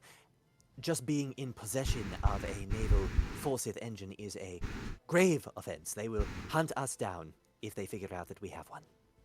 The thing is, they're not exactly the Forsyth engine. Like, they're legally distinct Forsyth engines? Nello made no indication that that was the case. No, but you said they kind of looked a little different, if I remember correctly. What he explained to you in the tavern was that he took the Navy's designs, put his own spin and improvements on it, and you imagine that what those 4 smaller boats were using was his work. So if anything, it's an experimental prototype.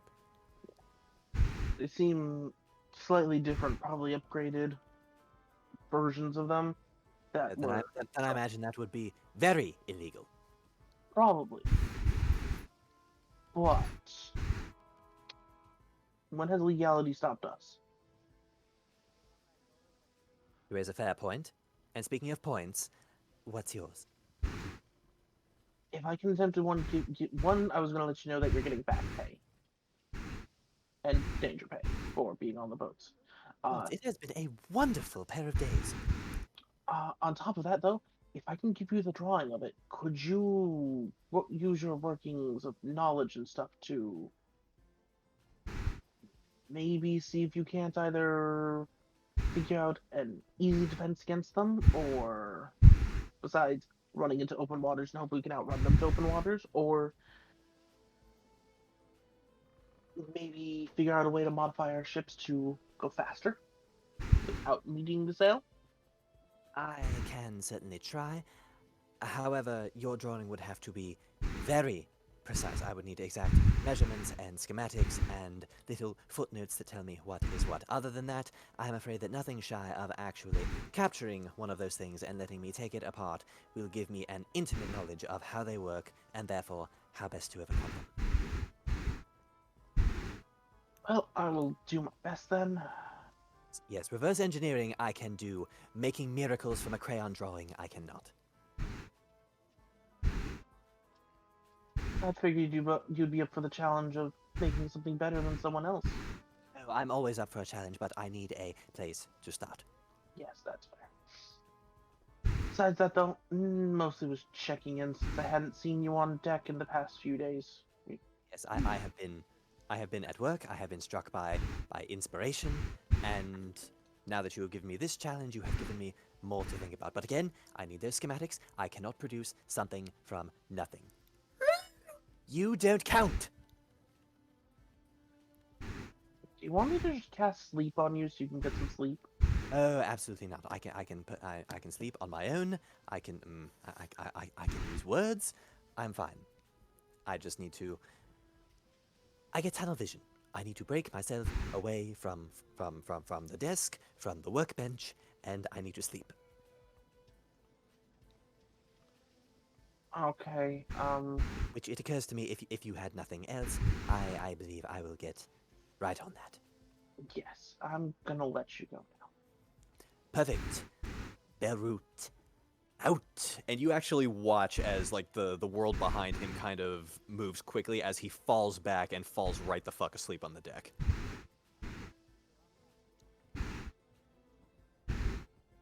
His ass better not lose my scrying orb. It's clutched tight in his fist. Okay, good. Did he at least hang up before passing out? Probably not. I was gonna say probably not. If you see him passed out, then probably not. I'm gonna like, talk loud enough that one of the deckhands can hear me. Just like, can you drag him back to his room? You see him approached by a large Goliath man.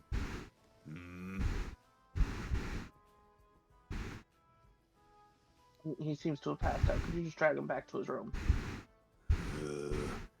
You watch as he pretty much grabs Lucian by the straps of his overalls and just very gently picks him up and just sets him down on a bed in his workshop. Yeah, and I'm going to hang up once the Goliath has him, and yeah, I'll pass it there. I'm actually completely done. Yeah, the orb completely gone. Shuts down. On the other end, you hear the annoying, the call's hung up, but you can't get through. Yeah, the disconnect tone. Yeah. Okay, then Thalia, we're on you. Joys. And Shari has foregone the others, so we'll be doing this more frequently. Oh, okay.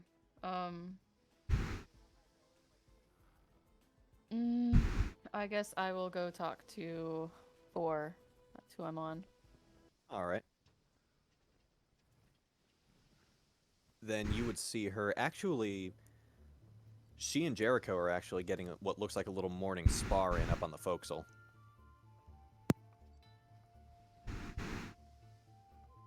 Okay. I walk up and watch them for a little bit. It's less of a fight, more her just wildly throwing punches and him kind of just blocking, avoiding, and giving her pointers on improving her form. Like, no, you don't hit with all your knuckles. You just hit with the first two. You hit with your whole hand, you're fixing to break yourself. You know, stuff like that. Like how she's supposed to punch, like where the force comes from. Okay. But as he notices you, he looks over, like kind of tips his hat to you. Well, I'm gonna get some breakfast. We can pick this up later, for. All right, later.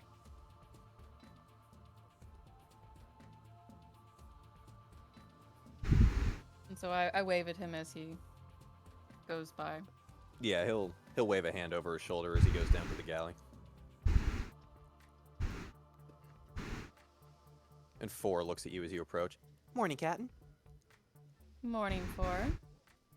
I see you're getting in some practice. Yeah, I hear there's a fight pit in Mahad. I'm gonna punch all the people.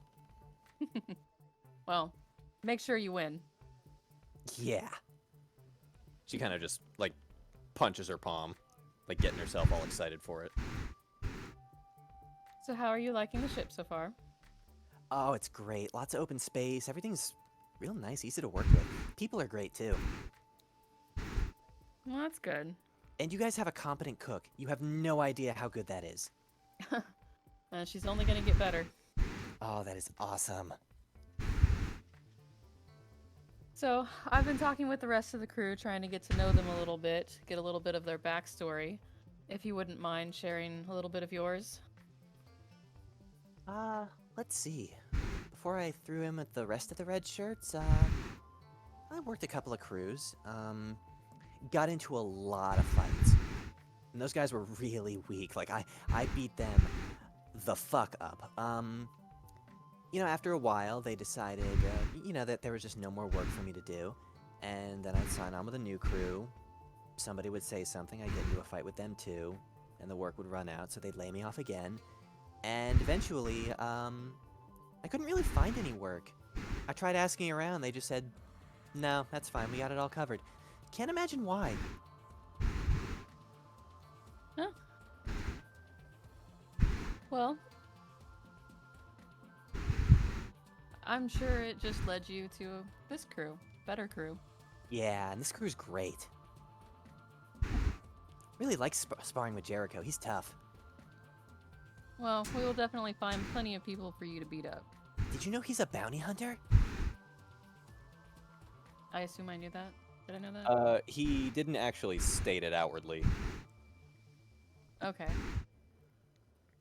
Then I'll say, no, I didn't know that. Yeah, apparently he's a really good one. Like, I wasn't talking to Dodge. He can't really talk, but Jericho talks for him. Apparently they go from town to town just taking all the big bounties off of boards. And they actually managed to turn them in. That is good. It's so cool. Well, then make sure to learn from him then. Oh, absolutely. You see, like, her... Much like other Genasi, like, her hair is her element, so she has less actual hair, more like just a flaming mane where hair is supposed to be. Mm-hmm. And it, like, dances and fizzles and makes, like, little sparks the more excited she gets. I thought she was a water gymnast. No, she's fire. Is she? I definitely remember hearing fire. I have her written as water. I'll have to listen to the episode, but if I did say that, it's a slip of the tongue. She's fire. Okay.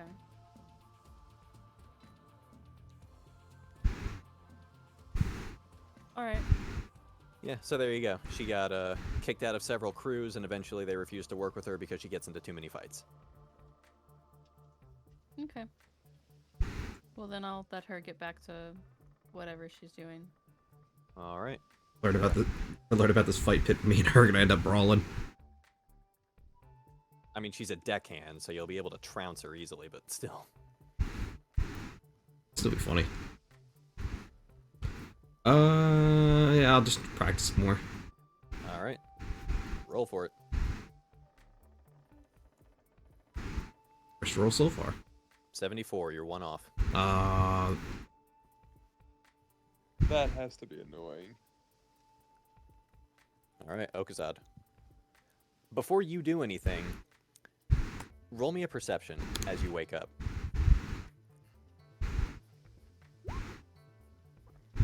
Oh, yeah, you can't miss this. You're waking up to a sound reminiscent of... You open your eyes, you notice there is something very large, very furry with multiple legs and even more eyes, rubbing a pedipalp over those eyes as it stares at you as you wake up.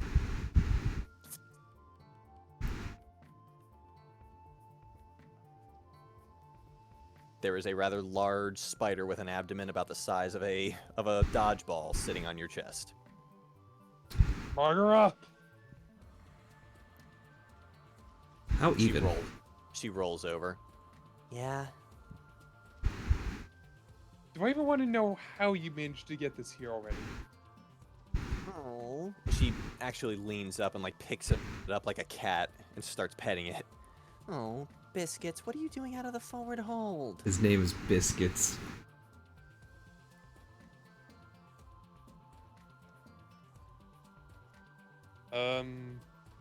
I think I have several questions for that. No, it's fine. After they cleared out Lucian's old space, there was just a bunch of empty space in the forward hold, so that's where these guys go. How long have they been there? Since I got here. Remind me why I didn't hear about this last night. Well, we were talking about hiring other spiders, I thought. I told you where my clothes come from. It's spider silk. You also, I recall, said, don't worry about it. Uh-huh. You shouldn't worry about it. They're fine. I keep them fed. Why do you think there's no rats on this ship? He also turns back to just like saying, would have been nice to know that this could be an occurrence. Well, normally they're not supposed to leave their webs. I don't know what... Hmm? Oh. No more rats. Yeah, we should probably arrange some food for them. So, she basically just exterminated every rat on the ship to extinction. More or less, there is not a single pest on this ship anymore because her spiders, plural, have taken care of it. Wait. She did How say... many of them do you have down there? She said... I didn't count how many were in the last clutch, so... Clutch? Oh yeah, spiders lay eggs. A lot of eggs. How many did you keep? Let's see. Biscuits had, what, a little over 20? So... I don't know. I'll have to go and count later today. I'm not sure if we can feed that many. Well, sure we can. I think that's more than both crews of our ships combined. No, it's fine. We'll just send MacLeod out hunting. He's good at that, right? Or, I mean, when Mel found out that they were down there, she offered the suggestion that we just feed you to them, but I didn't want to. Yeah, that's not. I'm pretty sure that wouldn't even be a long-standing Oh no, solution. you'd last them about a week. So what you're saying is Mel can go out somewhere, perhaps get some bounties done or whatever, bring them back here. What I'm saying is, And she kind of pulls you in close. Now, she's pretty much holding you right up against Biscuits at this point. I'm saying that just because we have all these mouths to feed doesn't mean we can't do it together. Congratulations, Ochaidh. You have now adopted 20+ spider children. Oh, this is gonna be a headache. Think of what you can do with spider silk. Very versatile. Yeah, I'm also trying to figure out how the hell am I gonna feed that many spiders. I have the faith you'll pull out a miracle. I Congrats, Papa. have a creative idea that we could. Jared's not smart enough to. So, for the sake of that, unfortunately, we're back up to Thalia. Yeah, he's just basically gonna head up to deck after that and just like start racking his brain and just like rubbing his temples a bit. All right. Well, now it's Devlin's turn. At lunch, you would see him kind of managing the upper rigging, like making sure that everything is like as it should be, nice and secure. Nothing's too tight or too loose. Making sure that there's no holes or anything in the sails. Okay. Then I shall approach. He sees you and he climbs down. Afternoon, ma'am. Afternoon, Devlin. How are you liking the ship? Oh, it's great. I think it's lucky. Lucky how? Oh, I screw up. Like a lot. You know, I've dropped stuff. I've accidentally dropped stuff overboard. I trip. I get hurt. I get others hurt. I haven't done that, like, at all, since I've gotten here. It's been great. Well, then maybe you were just meant to be here. Oh, I think so. Well, I've been getting to know the deckhands a little bit more about their backstories and stuff. So, anything you would like to share for you? Well, let's see. My dad's from Montoya, my mom's from Rugen. Worked on a bunch of ships ever since I was a kid. Eventually moved to Ushila for business, but like I said, I was real accident prone. So it wasn't too long before there wasn't a captain who would come within 20 feet of me with a job offer.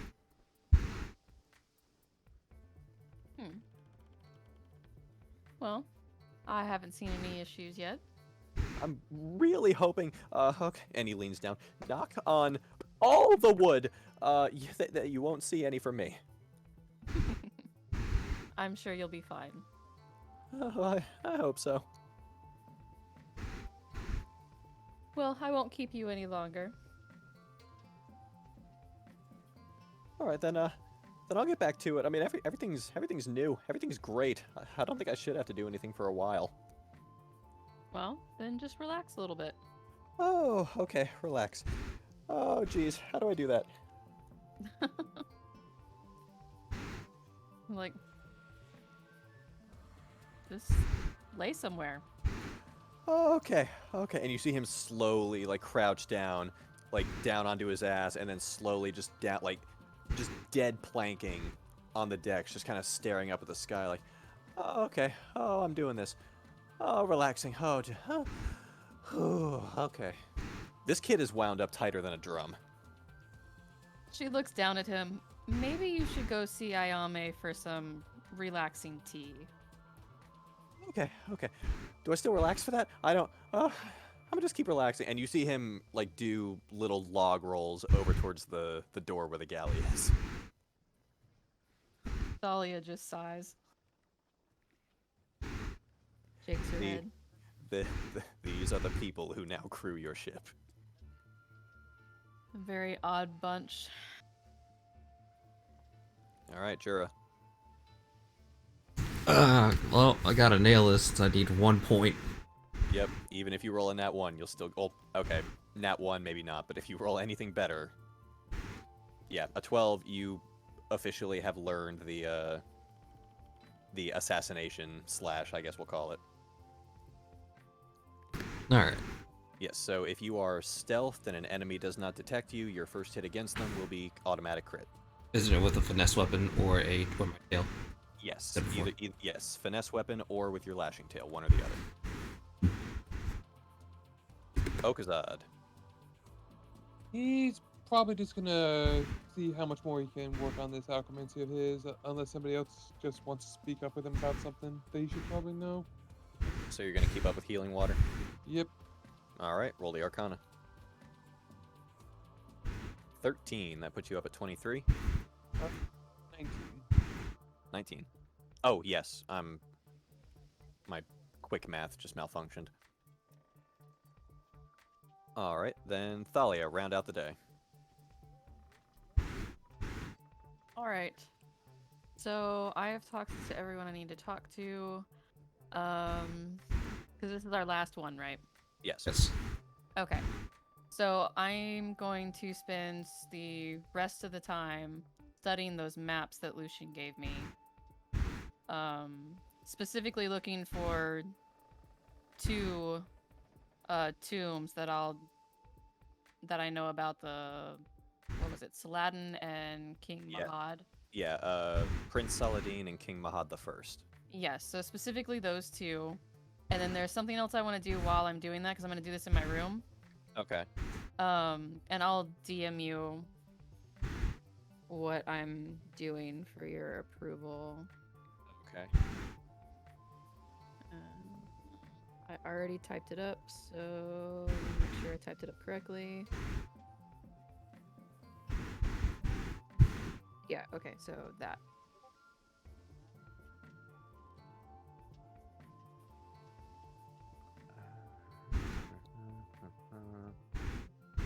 Yes, I will allow that. Okay. Then yeah, I'm studying the maps and then I do that as well. Okay, I would say you gain a general location of where they are. You notice that the general, like the capital city of Mahad that you guys are traveling to is called Nessus now. But Lucian actually made an annotation on these charts that Nessus now is the new capital established after the Navy took over. The old capital is where these tombs are, so there will be a bit of traveling involved. Okay, but he should be able to get us there, right? Yes. Yes, he's been spending the last couple of days working on that means to get you there. Okay, so would you say with me studying these when we go out there, I'll have some sort of advantage to finding them? Because I also have him with me, right? Yes, it would be, but basically it'll just be a stupidly high advantage of survival trying to find the entrance to the tombs. Okay. Yeah. And then that's all I'm doing. Okay. Then Jura. I'm actually going to talk to Nikit. Ooh, Nikit, okay. Maybe. It's the evening, so he's already done his helmsman duties for the day, so he'd be relaxing somewhere. I'd say you find him down in the galley. Ah, perfect. Hello, my fellow reptilian.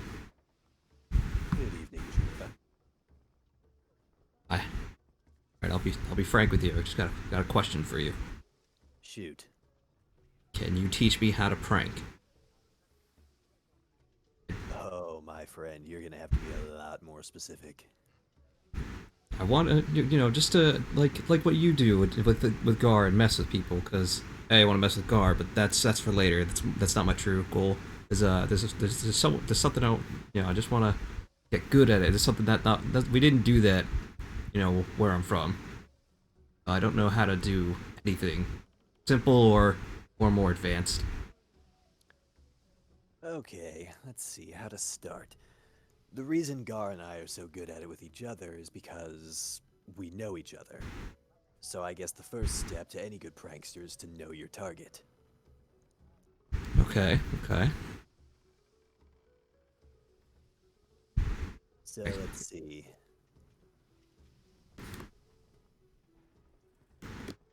Now, are you just trying to inconvenience, or are we going for actual malicious intent here? But just for inconvenience right now, and to impress the rest of the crew. Okay, then let's pick a soft target. Let's say Achaidh. Ah, exactly what I was aiming for. Perfect. So, how much do you know about magic? I know you've had some not so nice things to say about it recently. Very little. I know pretty much nothing other than it's for the weak. Sure. But there's several different kinds of magic depending on where people's magic comes from.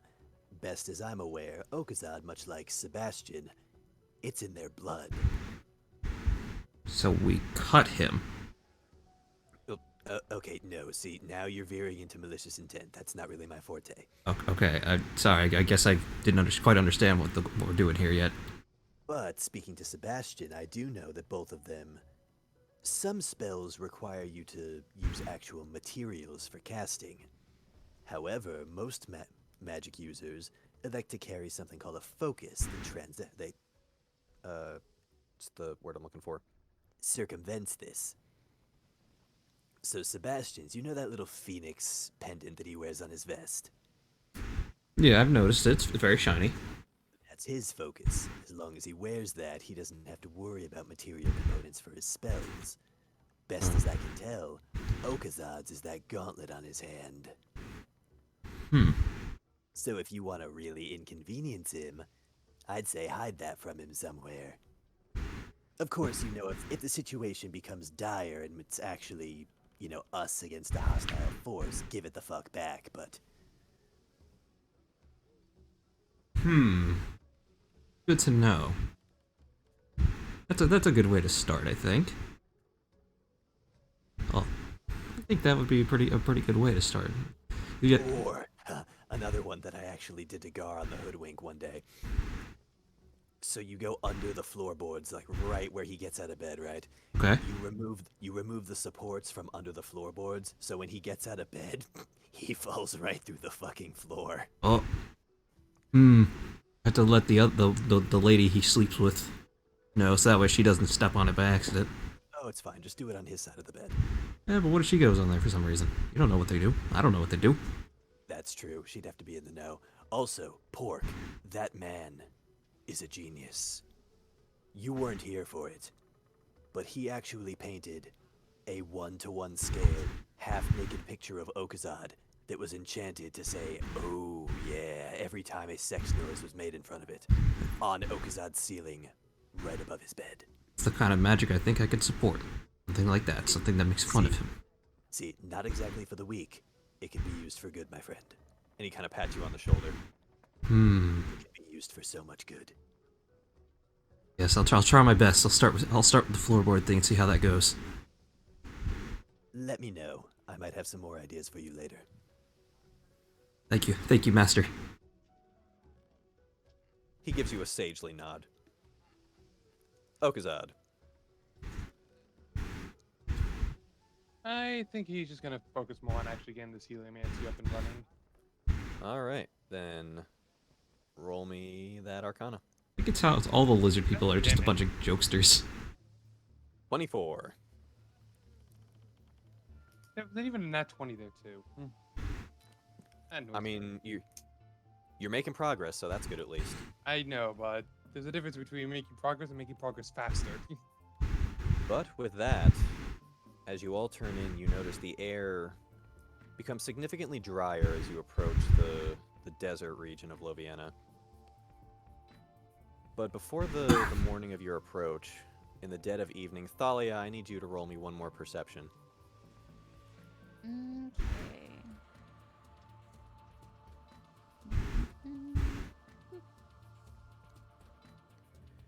You can't help but hear soft footsteps outside of your captain's cabin.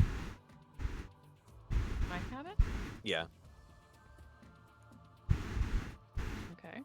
And it's actually, like, they're creaking the floorboards such that you're actually jostled up by them.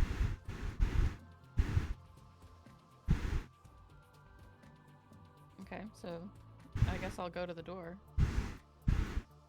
Do you open it? Can I roll something to... Yeah, I mean, I already had the one perception. Is there anything else I can... Well, that was just to hear. If you want to roll another one to poke your head out. No, with a 13, I'd say you notice it. You notice Ayame kind of... just kind of lazily, almost zombie-like, walking out of the officers' quarters, like the stairs that are right next to your door, and walking lazily towards the bow of the ship. Something about her movement doesn't quite sit right with you. I'll follow her at a very quick pace. You catch up with her. She doesn't seem to acknowledge your presence at all. She just keeps walking.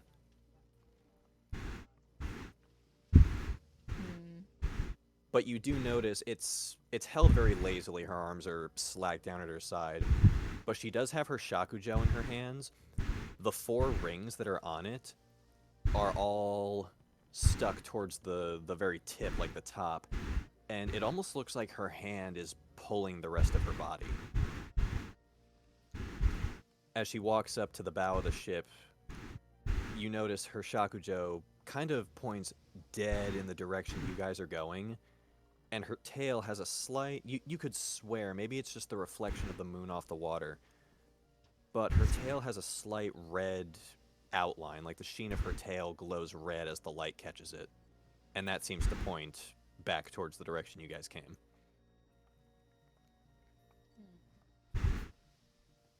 She's just staring off the bow.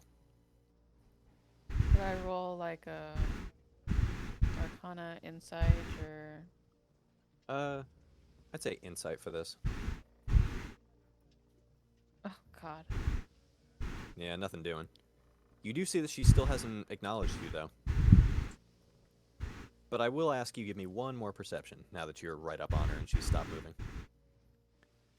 This is some shitty-ass roll, like... Well, they're all above 10, so I'll still give you this since you're right up on her. As you move around to her front, you notice not only does she not see you, but as you're looking into her eyes, they are now pits of inky blackness with what look like almost spiraling red galaxies inside. What the hell? And she's staring, again, not so much at you, more through you, off the bow of the ship. Okay, well, I start trying to get her attention, like snap my fingers in front of her, kind of shake her shoulders, like, Ayame, wake up. As you do, she stops looking forward. Her head looks up to have her gaze meet yours. As one, A voice comes from her, says. we must be as one. She gestures her hand with the shakujo out in front of her. Let us reunite. Let us reunite. The eyes close, and when they open, they're her usual amber-colored eyes, albeit much sleepier looking. Why am I out here? Seems you were sleepwalking a little bit. That's not good. I'm gonna go back to sleep, okay? Well, hang on. Has that happened before? No. Wait. I've woken up on the deck before. Yeah. When? 2 nights ago. And the night before that. And one more time after we beat the vampires.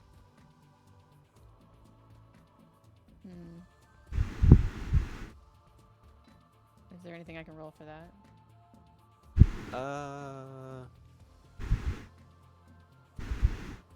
Offhand, I would guess maybe one more insight. Come on. Okay. Definitely a stressful situation. You figure probably not too many 12-year-olds have to deal with vampires. The whole galaxy in the eyes, incoherent babbling about reuniting, that's probably a little weird, but you're figuring probably what she's experienced in Card is probably feeding into it somehow. Okay. So I'll just tell her to drink some, like, relaxing bedtime tea before bed from now on. She gives you a sleepy nod before slowly turning back and walking back to the officer quarters.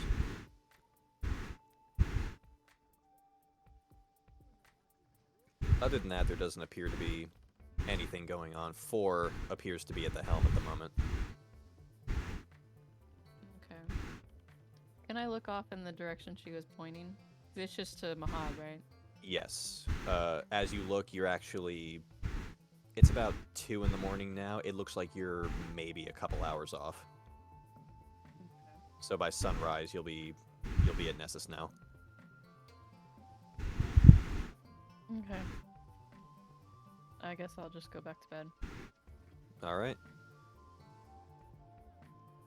And then all of you on the Ivy and the Koun, as the sun rises the following morning, your deckhands are officially mooring your ships in the Mahad city of Nessus now. And that is where we'll end it today. Alrighty then.